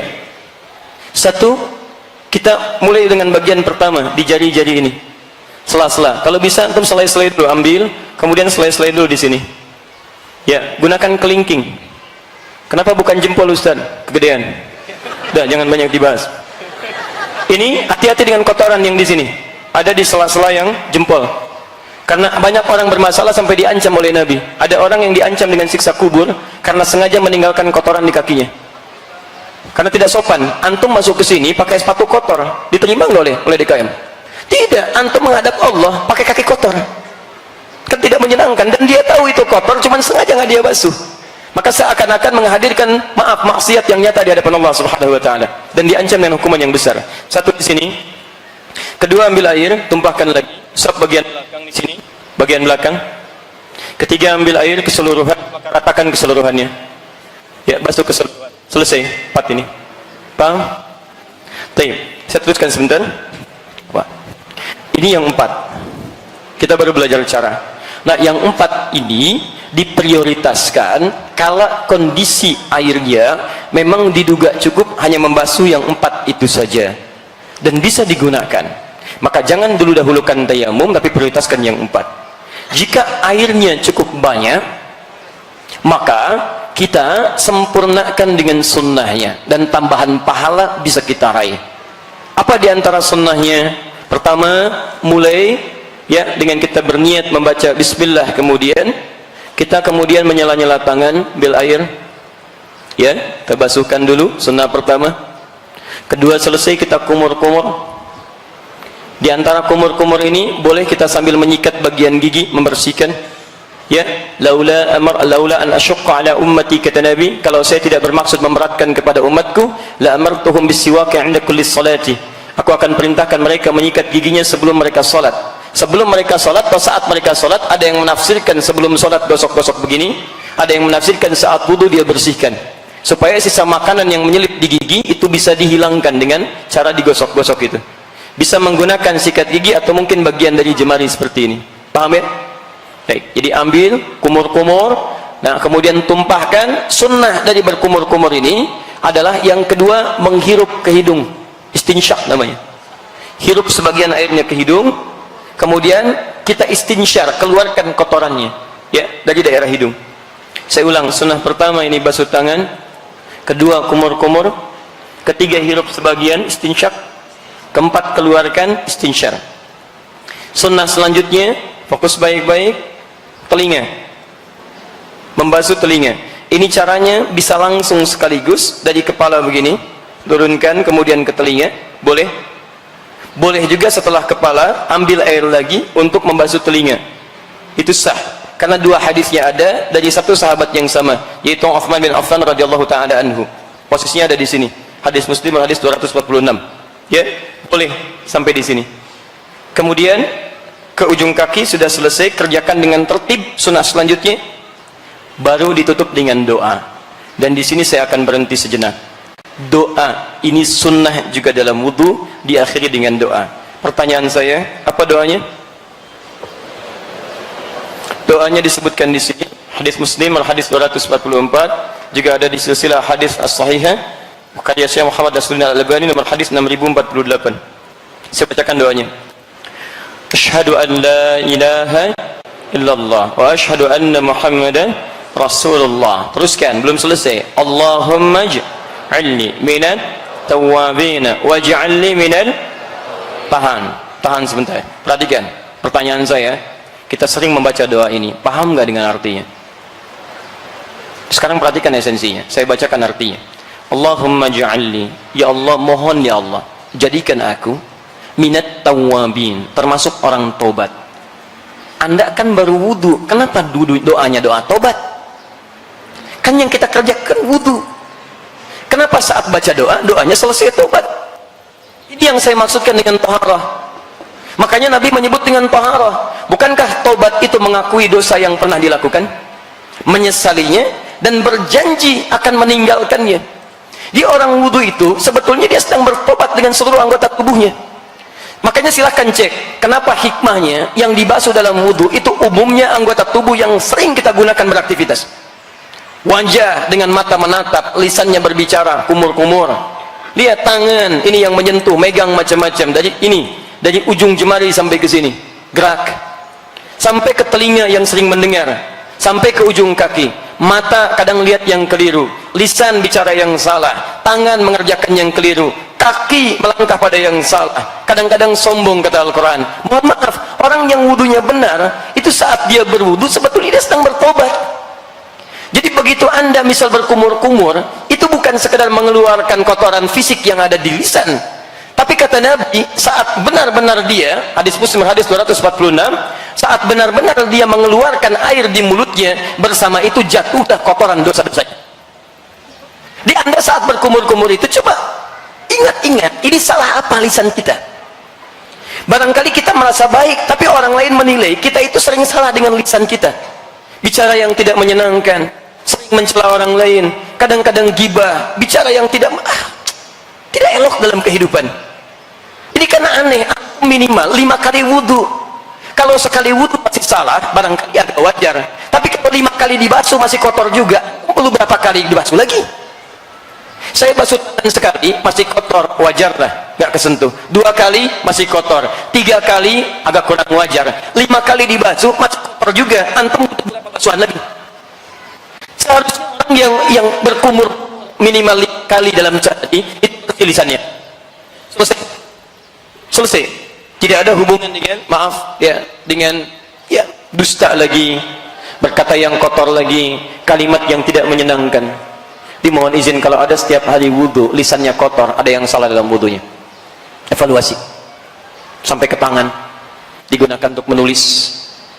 Kadang-kadang menulis yang tidak baik, bikin status, menulis yang tidak benar, hoax, mencela orang lain. Atau Anda yang tanda tangan proyek yang tidak jelas, katanya wudhu, bahkan baru wudhu lagi, Masya Allah, Pak ini ada proyek, Masya Allah nilainya miliaran, tapi sifatnya haram, silakan Pak tanda tangan. Sebentar ya, saya wudhu dulu. Wudhu dulu, Masya Allah, habis wudhu baru tanda tangan. Mustahil. Tangan yang dipakai taat, mustahil dipakai maksiat, mustahil. Ya teman-teman, mustahil itu, tidak akan pernah tangan digunakan maksiat. Lisan yang dipakai sholat, mustahil digunakan maksiat. Kaki yang dipakai untuk ibadah, dibasuh dengan wudhu, mustahil berbuat yang tidak elok, mustahil. Ayo Pak, di sana ada proyek, nilainya besar Pak, 100 miliar, bagian Bapak 20%. Tidak, saya berwudhu, mohon maaf. Naik deh Pak, 50%. Sebentar, saya istikharah dulu. Istikharah dulu. Bisa. Jadi kalau seseorang sudah bertobat itu, dia janji. Teman-teman evaluasi, coba tangannya salah apa, selesai wudhu hilang, kalau belum wudhu lagi. Waj'alni minal mutatahhirin. Mutatahhirin adalah orang-orang yang selalu memperbaiki diri untuk bersih luarnya, suci dalamnya, dari kata taharah. Mutatahhir, orang yang berusaha suci. Kalau sudah suci disebut dengan tahir. Kalau ibu bapak wudhunya seperti ini, fokus ya, wudhunya seperti ini, taubat, kemudian taharah, bersih luar dalam, maka Anda langsung disebut oleh Al-Quran berpeluang mendapatkan cinta Allah subhanahu wa ta'ala. Itu ada di Quran surah kedua ayat 222. Ini Quran surah kedua ayat 222, di ujung ayatnya, innallaha yuhibbut tawwabina wa yuhibbul mutatahhirin. Allah akan mencintai orang-orang yang berusaha untuk taubat dan selalu membersihkan atau menyucikan dirinya. Yuhibbut tawwabina wa yuhibbul mutatahhirin. Anda berdoa setiap wudu, Allahumma ij'alni minat tawwabina waj'alni minal mutatahhirin. Minat tawwabina minal mutatahhirin. Innallaha yuhibbut tawwabina wa yuhibbul mutatahhirin. Jadi kalau wudu Anda bagus, taubat Anda benar, Anda tinggalkan maksiat, Anda raih taat kepada Allah, maka cinta Allah akan Anda raih. Itu poinnya yang dahsyat. Kalau cinta Allah sudah kita raih, maka yang pertama Allah berikan bagi kita semua adalah ampunan dari semua dosa. Semua dosa diampuni. Itu ada di Quran surah ketiga ayat 31. Dosa sebesar apapun, walaupun israf dalam dosa, Quran surah 39 ayat 53. Perhatikan rumusnya, saya berakhir di sini. Qul, Quran surah 3 ayat 31. Qul in kuntum tuhibbunallaha fattabi'uni. Katakan Muhammad, jika kalian serius mencintai Allah, ikuti saya, ikuti Nabi. Di bagaimana Nabi beraktivitas dalam kehidupan, termasuk wudhunya ikut Nabi. Kalau Anda bisa melakukan itu, perhatikan, ini persamaannya. Perhatikan, yuhibbukumullah, maka cinta Allah akan diberikan kepada Anda. Nah, saat Allah mencintai seorang hamba, apa yang diberikan? Wa yaghfir lakum dzunubakum, maka Allah akan ampuni seluruh dosa-dosanya. Selesai. Jadi kalau kita wudunya benar, perbaiki wudu lagi, perbaiki wudu lagi, perbaiki wudu lagi, taubat, mutatahhir, Masya Allah. Itu diantara tanda dicintai oleh Allah subhanahu wa ta'ala. Jadi kalau bapak ibu ingin berusaha meraih cinta Allah, Anda dicintai pasangan hidup, bahagianya luar biasa. Kenapa tidak ada yang ingin dicintai oleh Allah subhanahu wa ta'ala? Ada yang tidak punya dosa di sini? Boleh angkat tangan? Yang sedikit? Yang banyak? Lalu saking banyaknya nggak bisa angkat tangan kan? Dan sekarang diberikan peluang untuk diampuni dosa, kenapa tidak kita raih?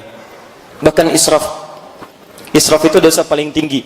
Boros dalam dosa, jadi semua pengen diraih. Kalau ini bohong saja, ini mencela saja, ini pukul saja. Kalau yang ini, kalau ada orang berbuat dosa belum dia kerjakan, kayaknya kurang. Mas, sudah pernah mukul orang? Belum saya. Tuh ada di sana. Mana? Datang. Oh, Masya Allah. Jadi kalau belum melakukan dosa, gatal tangannya. Tiba-tiba dia ingin kembali, maka ada jalan untuk kembali di Quran surah 39 ayat 53. Qul ya ibadiyalladzina asrafu ala anfusihim la taqnatu min rahmatillah.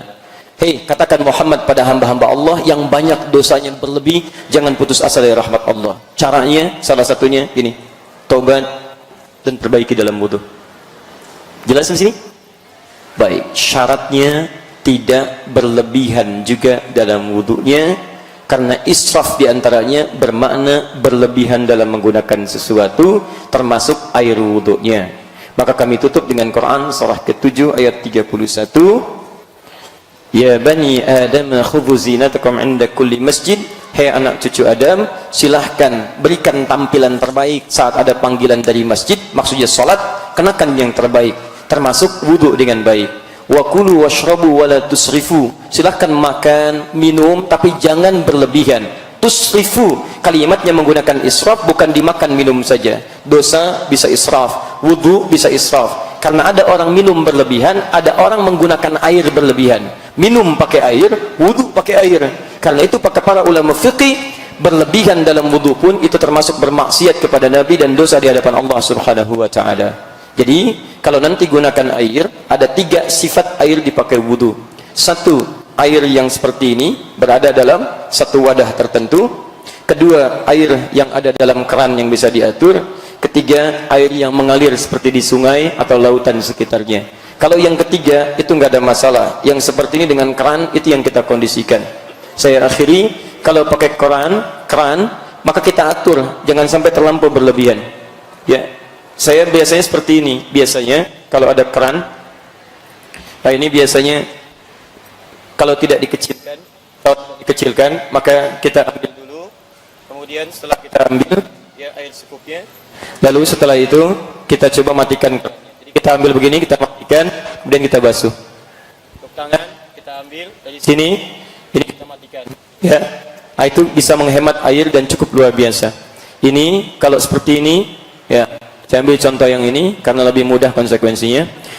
Jadi seperti ini, ambil airnya begini, tutup, ya. Kemudian baru kita basuhkan ke wajah. Ambil lagi airnya, baru kemudian ke tangan sampai siku.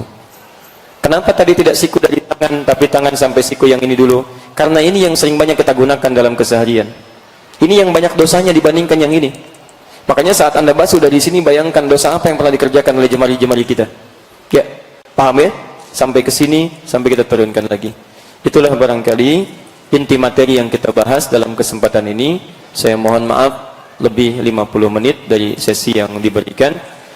Berikan sesi barangkali kalau ada yang mau ditanyakan, kita berhenti di 15 menit ke depan insyaallah. Jazakumullah khair.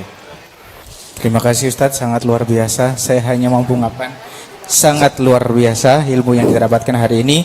Dan tadi saya sudah ngobrol dengan Pak Asril, kita masih diberikan waktu sampai Ustadz bisanya sampai jam berapa? Sampai jam 11 pun boleh. Kan?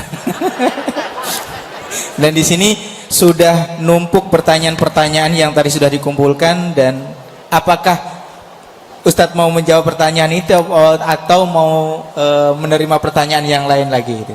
Yang ini aja. Oke. Bismillah. Assalamualaikum warahmatullahi wabarakatuh. Waalaikumsalam warahmatullahi wabarakatuh. Ustaz, saya mau bertanya, silakan. Bagaimana doanya pada saat nanti menikah? Masya Allah, kita baru wudhu, ini sudah nikah. Luar biasa. Orang wudhu untuk sholat, ini wudhu untuk menikah.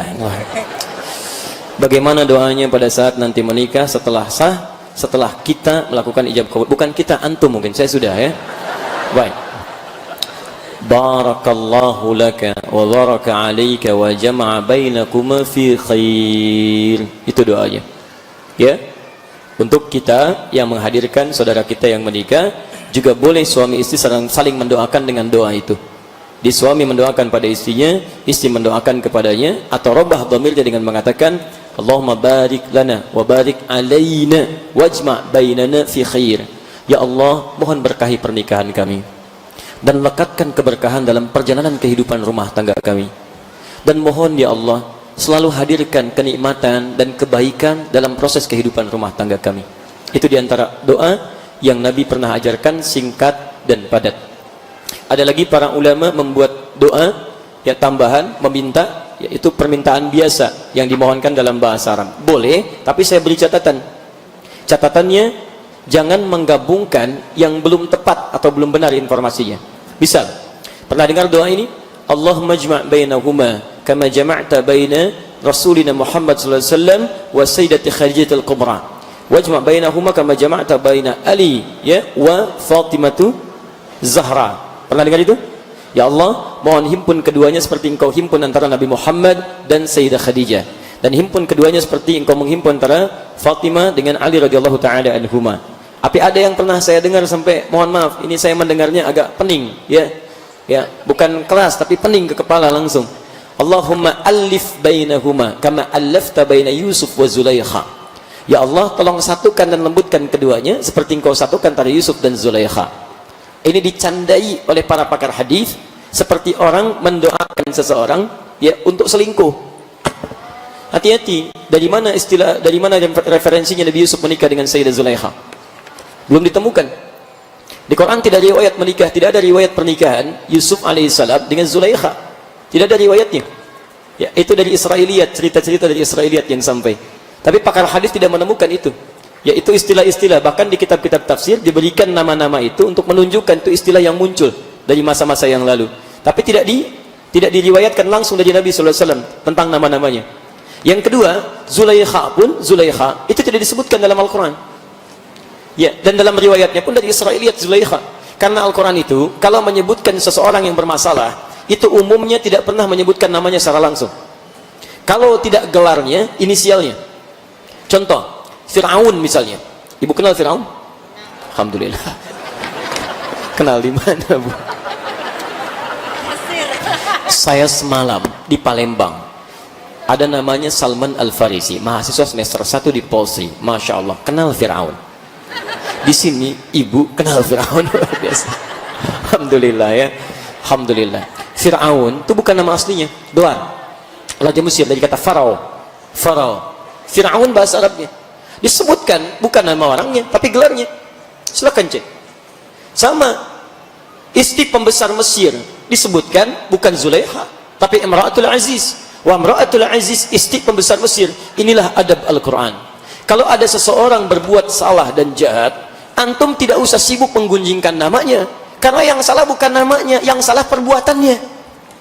Dikhawatirkan ketika ada orang punya nama yang sama tapi tidak melakukan perbuatan salah serupa, maka dia akan mengemban kesalahan yang pernah dikerjakan oleh orang lain. Hati-hati, itu adab Quran itu indah sekali. Abu Lahab bukan nama aslinya. Silakan cek, karena tidak semua orang melakukan kesalahan serupa. Ada orang misalnya mengatakan namanya si fulan, antum celak namanya, gunjingkan habis. Hati-hati teman-teman. Ketika dia punya kesempatan bertobat dan benar, antum masih menggunjingkan namanya. Yang salah perbuatannya. Anda itu berniat memperbaiki orang atau berniat mencela orang lain? Hati-hati. Musa, Harun diperintahkan berdakwah kepada Fir'aun. Ketika disebut Fir'aun, disebutkan gelarnya, bukan orangnya. Dan bahasa Qurannya indah sekali. Lihat kalimatnya. Quran surah 20 ayat 43 sampai 44. Idhaba ila Fir'auna innahu tagha. Musa dan Harun pergilah kepada Fir'aun. Rajanya, gelarnya disebutkan, bukan orangnya. Innahu tagha. Dia sudah mulai menyimpang. Faqula lahu qawlan layyina ayat 44-nya. La'annahu yatadhakkaru aw yakhsha. Dan tolong dakwahi dia dengan lembut. Mungkin kelembutan itu bisa menjadikan dia sadar dan mulai takut kepada Allah. Ibu bisa bayangkan, pertama, Quran tidak menggunjingkan namanya, tapi menyebut gelarnya. Kedua, memerintahkan Nabi Musa dan Harun, dua nabi sekaligus, untuk berdakwah dengan lembut. Musa, Harun, nabi, dekat dengan Allah, surga terjamin, dijaga dari maksiat, berdakwah kepada Fir'aun, manusia namanya, diperintahkan menyebutkan dengan lembut. Anda nabi bukan, rasul bukan, tidak sesoleh Musa, tidak sebaik Harun. Kenapa Anda berdakwah kepada yang tidak sejahat Fir'aun dengan kata-kata yang kasar? Bahkan maaf, alih-alih memperbaiki perbuatan, kenapa menggunjingkan orangnya? Kalau kita bisa mendoakan, kenapa kita menghinakannya? Kalau Anda bisa mencinta, kenapa mencela? Kalau Anda bisa merangkul, kenapa memukul? Itu Islam itu indah, Bapak Ibu sekalian. Antum ikhwan laki-laki, ini ada tetangga masjid nih, laki-laki tetangga masjid, samping masjid, Bu. Beriman, tapi nggak pernah mau ke masjid, Bu. Di rumahnya aja, nggak mau ke masjid. Apa hukumnya, Bu? Hukum laki-laki nih, mukmin beriman, nggak mau ke masjid, samping masjid, apa hukumnya? Bakar rumahnya. Masa dosa ini, bakar, Masya Allah. Aduh.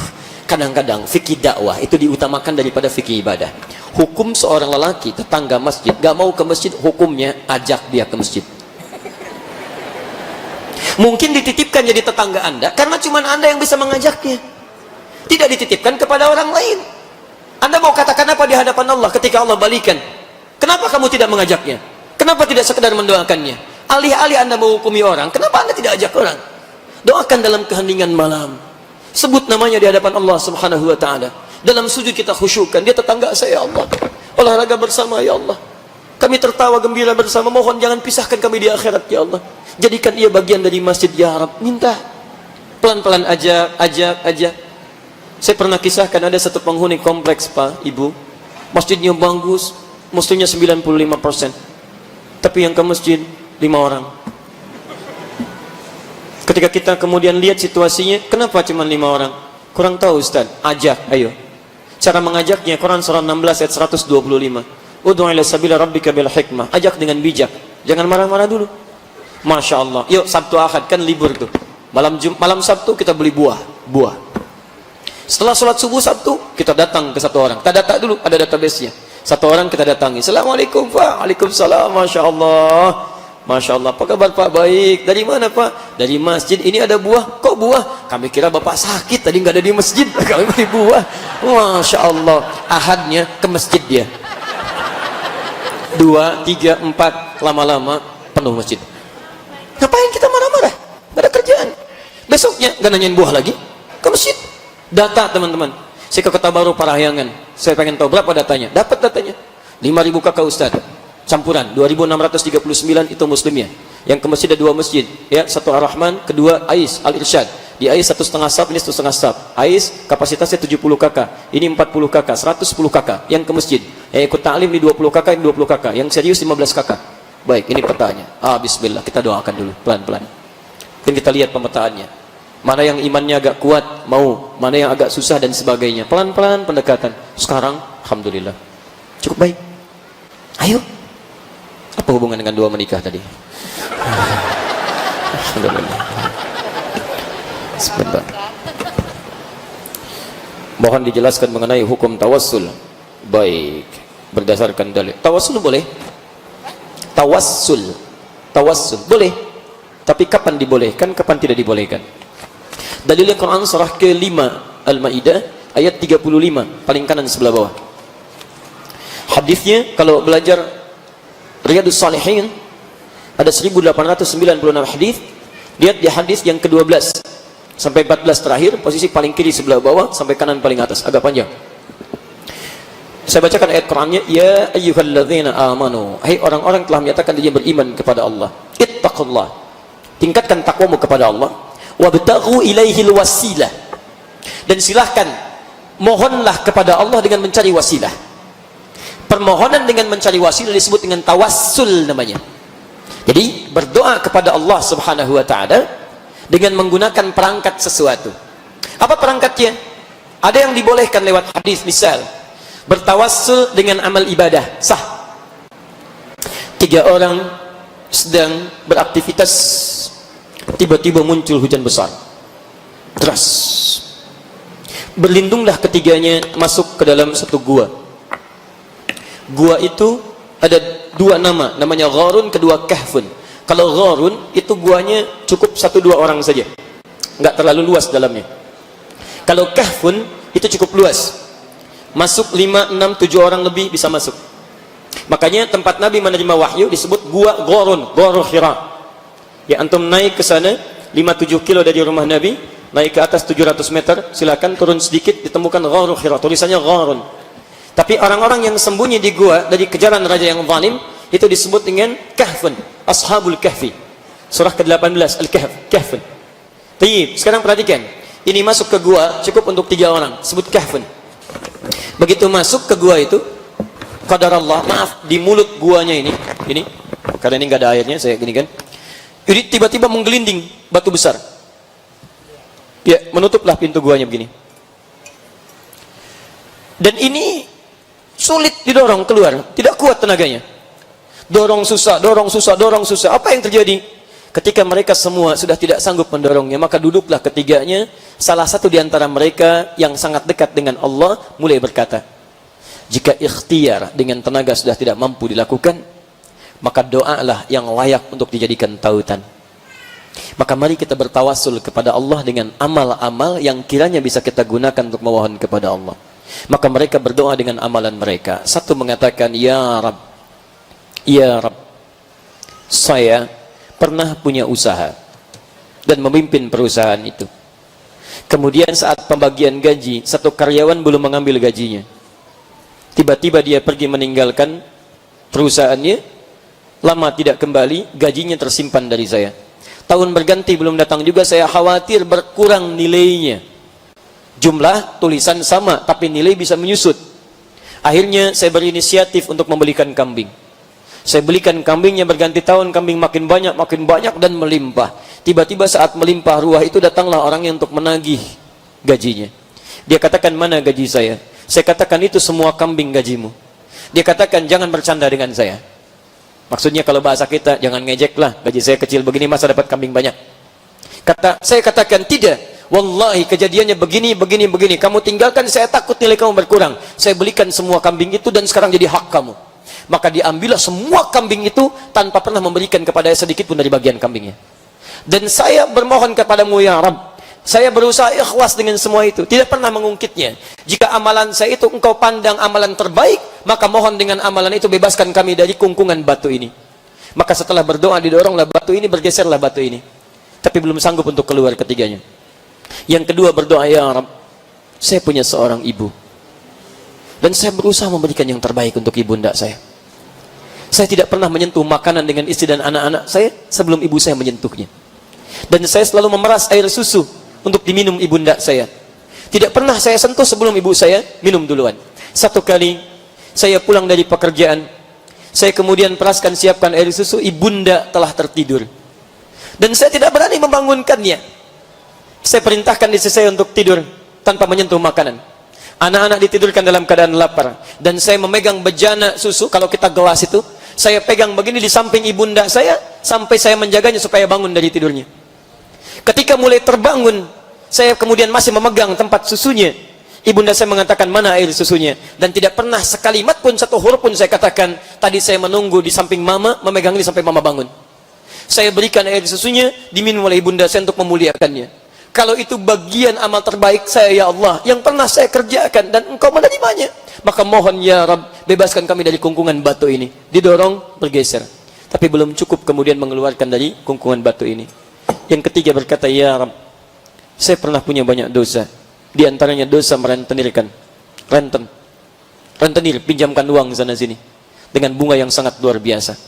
Saya mencintai anak paman saya karena kecantikannya. Satu ketika bapaknya terkena jeratan hutang kepada saya. Anak itu saya taksir tidak pernah menjawab saya, tidak mau menikah dengan saya. Tiba-tiba datanglah anak gadis itu mengatakan kepada saya, tolong bebaskan bapak saya dari jeratan hutang. Saya katakan, kalau kamu mau saya gauli malam ini, saya bebaskan dari semua hutang-hutang yang melilit bapakmu. Anak itu saking patuhnya pada bapaknya, dia menangis, yang penting utang bapak saya lunas. Maka ketika tiba malam itu dan saya akan menggaulinya, dia katakan kepada saya, ittaqillah, bertakwalah kepada saya, kepada Allah. Bertakwalah kepada Allah. Maka kalimat yang mengalir di lisannya menggetarkan jiwa saya, menjadikan saya ketakutan luar biasa. Saya meninggalkannya dan saya bertobat di hadapanmu ya Rabb. Dari situlah saya tinggalkan maksiat. Maka mohon ya Rabb, jika karena niat saya meninggalkan maksiat dan mencoba memperbaiki diri, meningkatkan takwa kepadamu, engkau nilai sebagai ibadah terbaik, mohon bebaskan kami dari kungkungan batu ini. Tiba-tiba didorong, menggelindinglah batu itu. Dan keluarlah ketiganya. Wasilah, menggunakan amal saleh. Nah, jadi kalau kita beramal saleh, insya Allah Bu Pak, amal saleh itu yang bisa menghadirkan kenikmatan dalam ibadah kita, sekaligus jadi solusi dalam masalah kita. Jadi kalau Bapak Ibu punya masalah, sering beramal saleh, itu masalah akan diringankan oleh Allah. Tingkatkan takwa, masalah hilang. Bukan berarti nggak punya masalah, masalah jadi ringan. Maaf Bu ya, Pak, Ibu punya masalah, Ustadz juga punya masalah. Bukan berarti Ustadz nggak punya masalah. Kadang-kadang masalah Ustadz lebih banyak daripada masalah antum. Nih, masalah antum pun dipikirin juga. Luar biasa. Tapi beban diringankan. Bukan karena persoalan jadi Ustadz, bukan. Anda tingkatkan takwa, masalah luntur. Quran surah 65, ayat 2 sampai 3. Lihat jaminannya, ujung ayat kedua, awal ayat ketiga. Wa may yattaqillaha yaj'al lahu makhraja. Siapa yang mau meningkatkan takwanya kepada Allah, kami berikan solusi dari setiap persoalan yang menderanya. Tingkatkan takwa, masalah hilang. Jadi kalau Anda sekolah tinggi-tinggi, S1, S2, S3, gelar banyak, harta melimpah ruah, rumah luas, kendaraan banyak, tapi masalah nggak pernah tuntas. Mungkin masalahnya bukan kurang pintar, Bu. Bukan kurang kaya, Pak. Anda kurang takwa. Mungkin kurang takwa. Mau sampai kapan lagi? Anda boleh jadi champion di perusahaan, tapi di rumah tangga masalah kecil, orang lain selesai dengan senyuman, Anda puluhan tahun nggak tuntas-tuntas. Kenapa? Mungkin masalah takwa. Jelas ya? Supaya yang lain kebagian ya, contoh. Saya baru berhijrah, tetapi saya punya tato di tubuh saya. Apakah ibadah saya belum sah meskipun saya sudah bertobat? Tobat itu dibagi dua. Ada tobat yang cukup dengan itikat kalimat istighfar menjanji meninggalkan. Ada tobat yang menyisakan bekas. Bekas yang terkait dengan manusia, bekas hubungan dengan tubuh yang harus dihilangkan terkait hubungan dengan Allah. Dengan manusia, utang piutang. Ya, misalnya hubungan yang buruk, pernah mencela, belum minta maaf, macam-macam itu terikat dengan pemaafannya. Jika tidak dikerjakan, maka setiap pahala akan dipindahkan. Ibu hati-hati, Bu ya. Misal, ini ta'lim nih. Bapak Ibu ikut ta'lim, tiba-tiba membicarakan orang lain yang tidak ikut ta'lim. Itu pahala ta'lim Ibu pindah kepada orang itu. Begitu keluar dari sini, lihat tuh. Iya, pakai kerudung, gak ikut ta'lim. Belum dapat hidayah kali ya? Iya. Terus kenapa Jeng? Itu tuh dia. Iya, gak nyangka ya? Nyangka tuh. Dapat dosa, seketika pahala pindah. Dalilnya hadis Muslim hadis 5611. Tu'khadhu hadza min hasanatihi wa hadza min hasanati. Diambil setiap pahalanya, diberikan kepada orang yang dizaliminya. Fa in faniyat hasanatuhu, kalau enggak punya modal lagi, maka diambil dosa-dosa dari sini yang dizalimi dipindahkan kepada orang itu. Faturiha finnar, dilemparkan ke neraka. Hati-hati. Hati-hati ya. Nah, sekarang kaitannya teman-teman sekalian, fokus baik-baik. Sekarang ada persoalan yang kedua terkait dengan melekat pada tubuh seperti tato. Bagaimana hukumnya? Maka hukumnya itu berusaha untuk dihilangkan dulu. Terlebih yang permanen. Karena permanen itu sebagiannya menghambat pori-pori. Bisa digunakan untuk wudu dan sebagainya. Misal di tangan dan sebagainya. Jika memang dengan ikhtiar itu sulit dihilangkan, maka ma'fu anhu. Termaafkan dia, dengan tobatnya ada penerimaan di sisi Allah subhanahu wa ta'ala. Dan sah digunakan sebagai ibadah. Sepanjang dia telah berusaha untuk menghilangkannya. Jelas ya? Baik, ikhtiar itu bisa mempermudah, Bu. Mahal atau murah, itu ukuran kita. Kita tingkatkan takwa, Allah berikan jalan keluar. Perhatikan, Anda bicara mahal kaitan dengan rizki. Teruskan ayatnya. Wa may yattaqillaha, Quran surah 65 ayat 2 sampai 3. Wa may yattaqillaha yaj'al lahu makhraja wa yarzuqhu min haitsu la yahtasib. Siapa yang meningkatkan takwa kepada Allah, rizki Allah turunkan, kirimkan. Anda pikirnya sih mencari, tidak berpikir Allah memberi. Kalau kita berpikir mencari, kesusahan yang didapatkan. Kalau kita tingkatkan takwa, Allah yang berikan. Saya berikan teori rizki ya. Gak apa-apa, saya hapus dulu. Misal, agak cepat. Rizki adanya di mana? Begini ya. Kita bikin perjanjian. Kalau tidak tahu, katakan wallahu alam. Itu paling gampang. Ya. Jangan mengarang, karena mengarang cuma di pelajaran bahasa Indonesia. Dan waktu kita sudah mau habis, antum mengarang, habis waktu. Di mana adanya rizki? Baiklah. Tanyakan pada Allah. Di mana ya Allah rizki? Allahu alam, kata Allah di Quran surah 51 ayat 22. Baik. Wa fis samai rizqukum wa ma tu'adun. Dan di langit rizki kalian telah ditetapkan. Di langit rizki telah ditetapkan. Di semua kita dijanjikan mendapat rizki. Sudah. Porsi masing-masing sesuai dengan kebutuhan hidup. Maaf, dan tidak akan tertukar. Wa ma tu'adun, dan dijanjikan akan diberikan. Gak akan tertukar. Jadi teman-teman, afwan ya, maaf, dan pemirsa dimanapun Anda berada, antum tidak ada kerjaan ngambil rezeki orang lain. Karena rezeki antum pun sudah cukup. Karena itu, lihat sini. Kalau air ini luber, air luber nih, ya, bermanfaat tidak? Tidak. Semakin banyak yang tumpah akan dikembalikan ke bejananya. Jadi kalau Anda mencoba mengambil rezeki punya orang lain, maka Anda cuma melelahkan diri sendiri, karena yang Anda ambil akan dikembalikan kepada pemiliknya. Kalau bukan di dunia, di akhirat dikembalikan. Tapi bukan dalam bentuk uang atau semisalnya, dalam bentuk amal soleh antum diambil. Pindahkan. Ini cuma capek-capek, nggak ada kerjaan, nggak ada kerjaan. Jadi rezeki ada di mana? Di langit, dijanjikan akan diberikan. Setiap kita ada. Sekarang, maaf, kita tinggal di mana? Di bumi. Rezekinya di langit, kitanya di bumi. Bagaimana ya Allah? Maka turun ayat Quran surah kedua ayat 29. Paling kanan sebelah bawah, sama-sama di kanan. Walladzi khalaqa lakum ma fil ardi jami'a. Kemudian yang di langit ini Allah turunkan ke bumi. Dia menciptakan segala yang di bumi untuk kalian, turun ke bumi. Mulai dari tanah, ada tumbuhan, ada makanan, ada macam-macam buah-buahan. Antum tanam di situ jadi padi, jadi semisalnya di bawahnya ada mineral, ada emas, ada tembaga, ada nikel, ada macam-macam. Diolah lagi jadi masjid, jadi rumah, jadi macam-macam. Cari di sini, bumi. Masya Allah. Kita tinggal di bumi, turun rezeki dari langit ke bumi. Masya Allah. Sekali lagi, kita ada di mana sekarang? Bukan di Pondok Indah. Pondok Indah. Bukan. Kalau tidak tahu katakan, itu kita ada di Pondok Indah. Mbak, Pondok Indah bumi bukan? Bumi. Nah, sekarang Anda tinggal di Pondok Indah. Rizki Anda kan turun di bumi. Bumi ini kan bukan cuma di Pondok Indah. Kemang itu bumi. Depok itu bumi. Semanggi itu bumi. Bekasi bumi. Bagian planet yang agak sana. Ayo, saya orang Bekasi. Lihat baik-baik, Anda di Pondok Indah, rizki Anda di Kemang. Apa Anda tunggu-tunggu di sini supaya datang rizki? Mustahil. Anda perlu bergerak ke sini. Maka turun Quran surah kedua ayat 168. Paling kanan sebelah bawah, sama-sama di kanan. Ya ayyuhan nasu kulu mimma fil ardi halalan thayyiba. Hai manusia, silahkan ikhtiar, cari makan. Cari sesuap nasi, bahasa Qurannya cari makan. Ini menggunakan rumus balaghah namanya dzikrul ba'dhi yuradu bihil kullu. Disebutkan sebagian mewakili keseluruhan. Di bahasa Indonesia sinekdok pas prototo. Disebutkan sebagian mewakili keseluruhan. Kebalikannya sinekdok totem pro parte. Disebutkan keseluruhan mewakili sebagiannya. Harimau Malaya melawan Garuda. Harimau lawan Garuda. Masya Allah. Maksudnya kesebelasan Malaysia bertemu dengan kesebelasan timnas Indonesia. Sebagian. Jelas ya? Baik. Romelu Lukaku misalnya, wah akan melawan Lionel Messi. Maksudnya Manchester United melawan Barcelona. Itu maksudnya.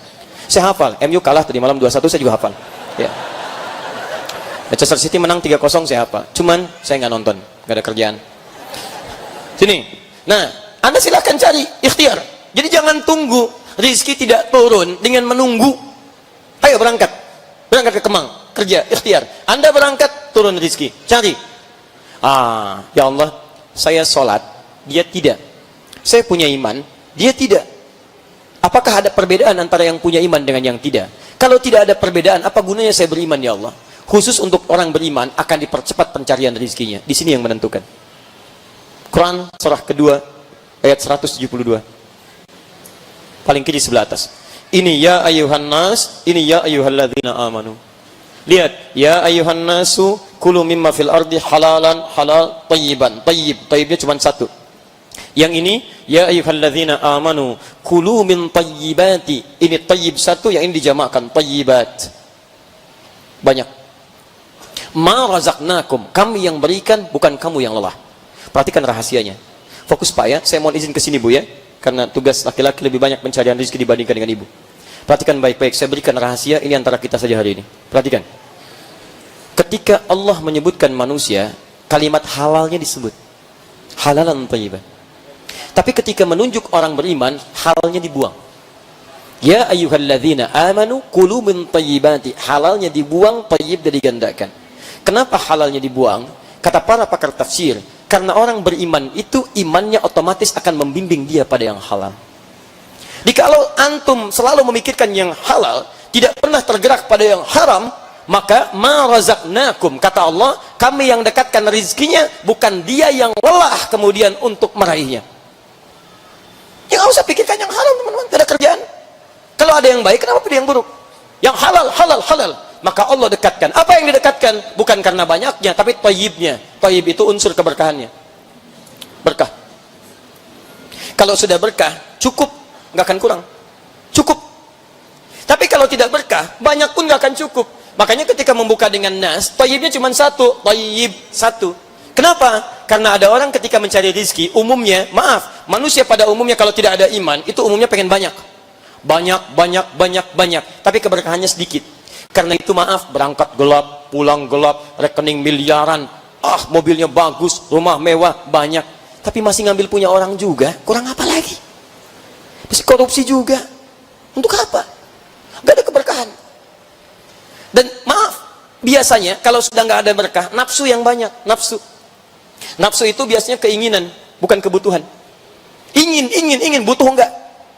Pak, nasi goreng, Pak, malam gini enak. Ya udah, ayo, tuh depan ada. Jangan depan, Pak, kebun sirih. Masya Allah, kebun sirih. Jam 10 berangkat. Kebun sirih jam 10 malam. Macet, Bang Jang. Nyampe kebun sirih, tutup. Capek, balik lagi. Capek aja. Semua dipakai enggak?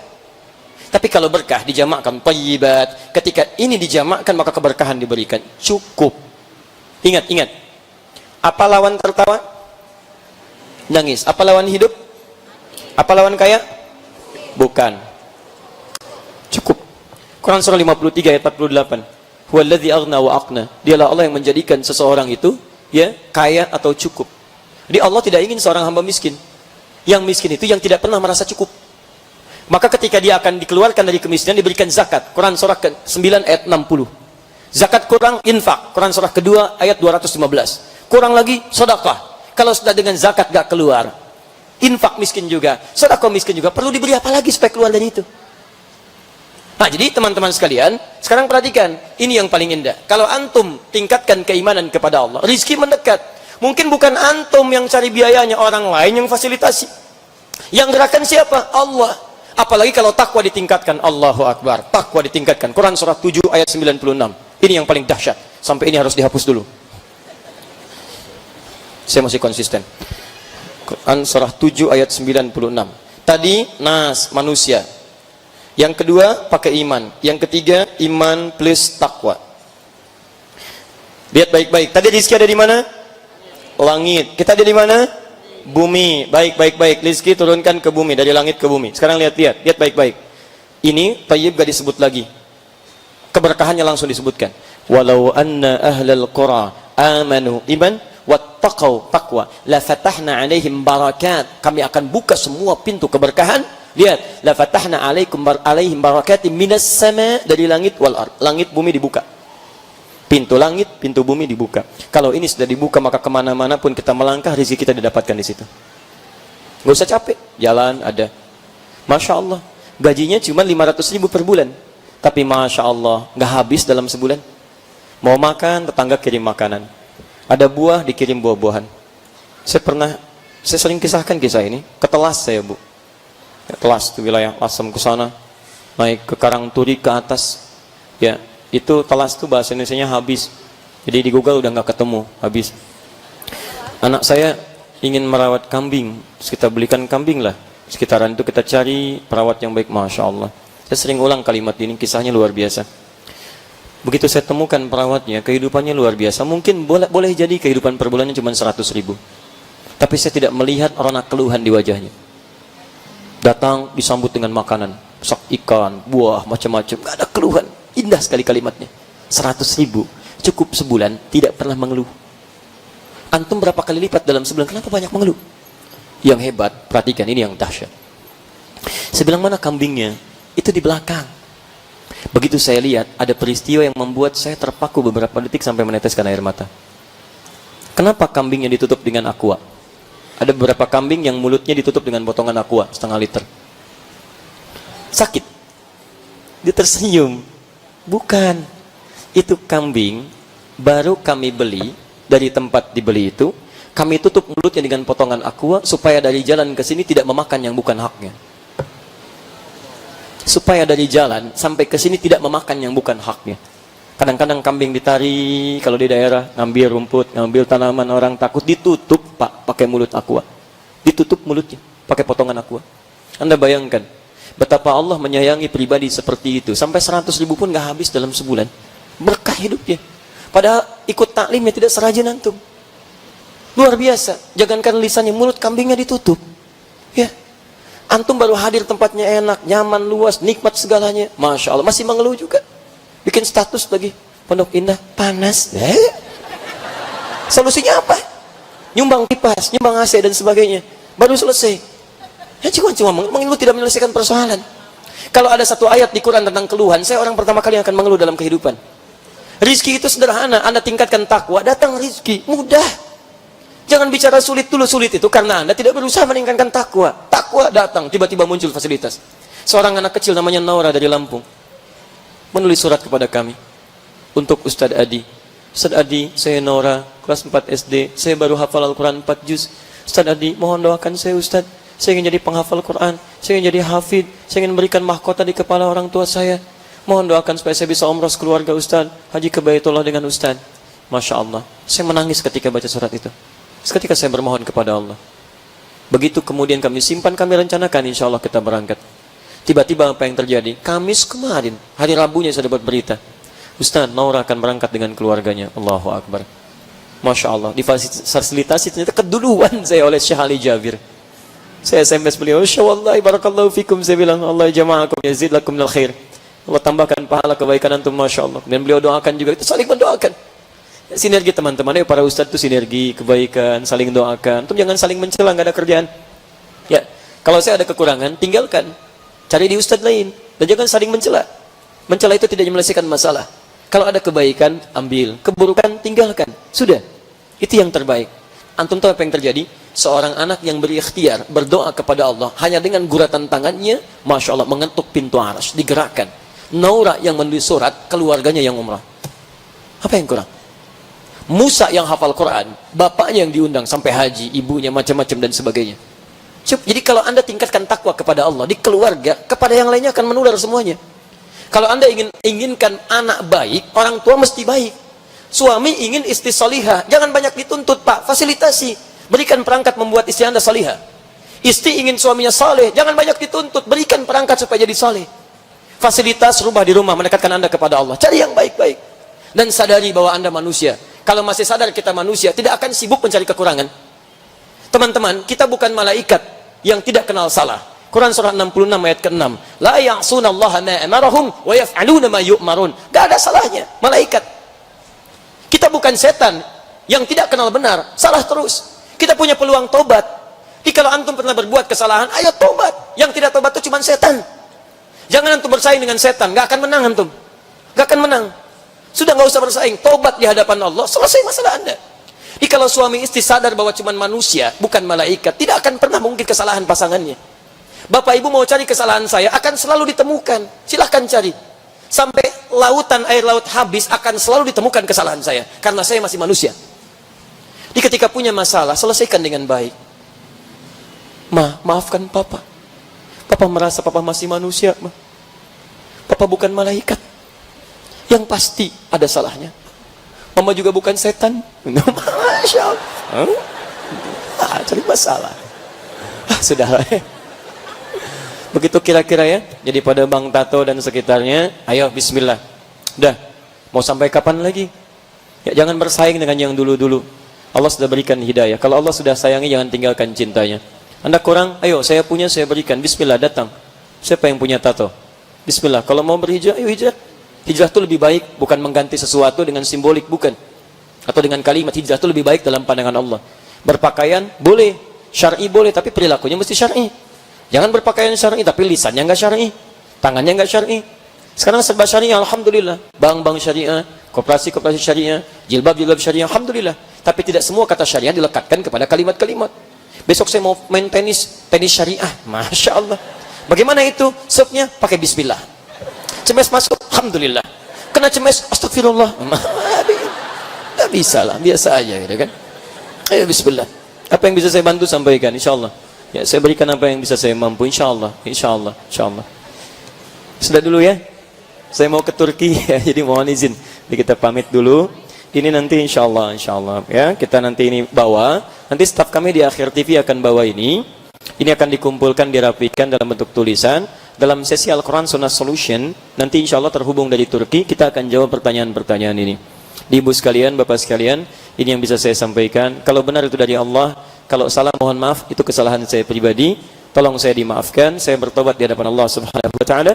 Pesan saya, jika Anda belum mampu berlomba dengan orang soleh meningkatkan kebaikan, maka segeralah berlomba dengan para pendosa untuk bertobat dan beristighfar kepada Allah Subhanahu wa Ta'ala. Berwudulah dengan baik sehingga bisa mendapatkan dau adalah cahaya. Dan saya tutup dengan hadis Nabi sallallahu alaihi wasallam bima makna satud'a ummati yaumal qiyamati ghurral muhajjalin. Umatku akan dipanggil pada hari kiamat dengan cahaya meliputi dirinya. Min atharil wudu, dari bekas wudunya. Dan kata para ulama, akan nampak cahaya itu di dunia pada aura-aura kebaikan dalam dirinya. Subhanakallahumma wa bihamdika asyhadu an la ilaha illa anta astaghfiruka wa atubu ilaik. Wa akhiru da'wana alhamdulillahi rabbil alamin. Wal 'afu minkum. Assalamualaikum warahmatullahi wabarakatuh. Waalaikumsalam warahmatullahi wabarakatuh. Kami mengucapkan terima kasih atas waktu yang diberikan untuk memberikan ilmu kepada kami, dan saya sebagai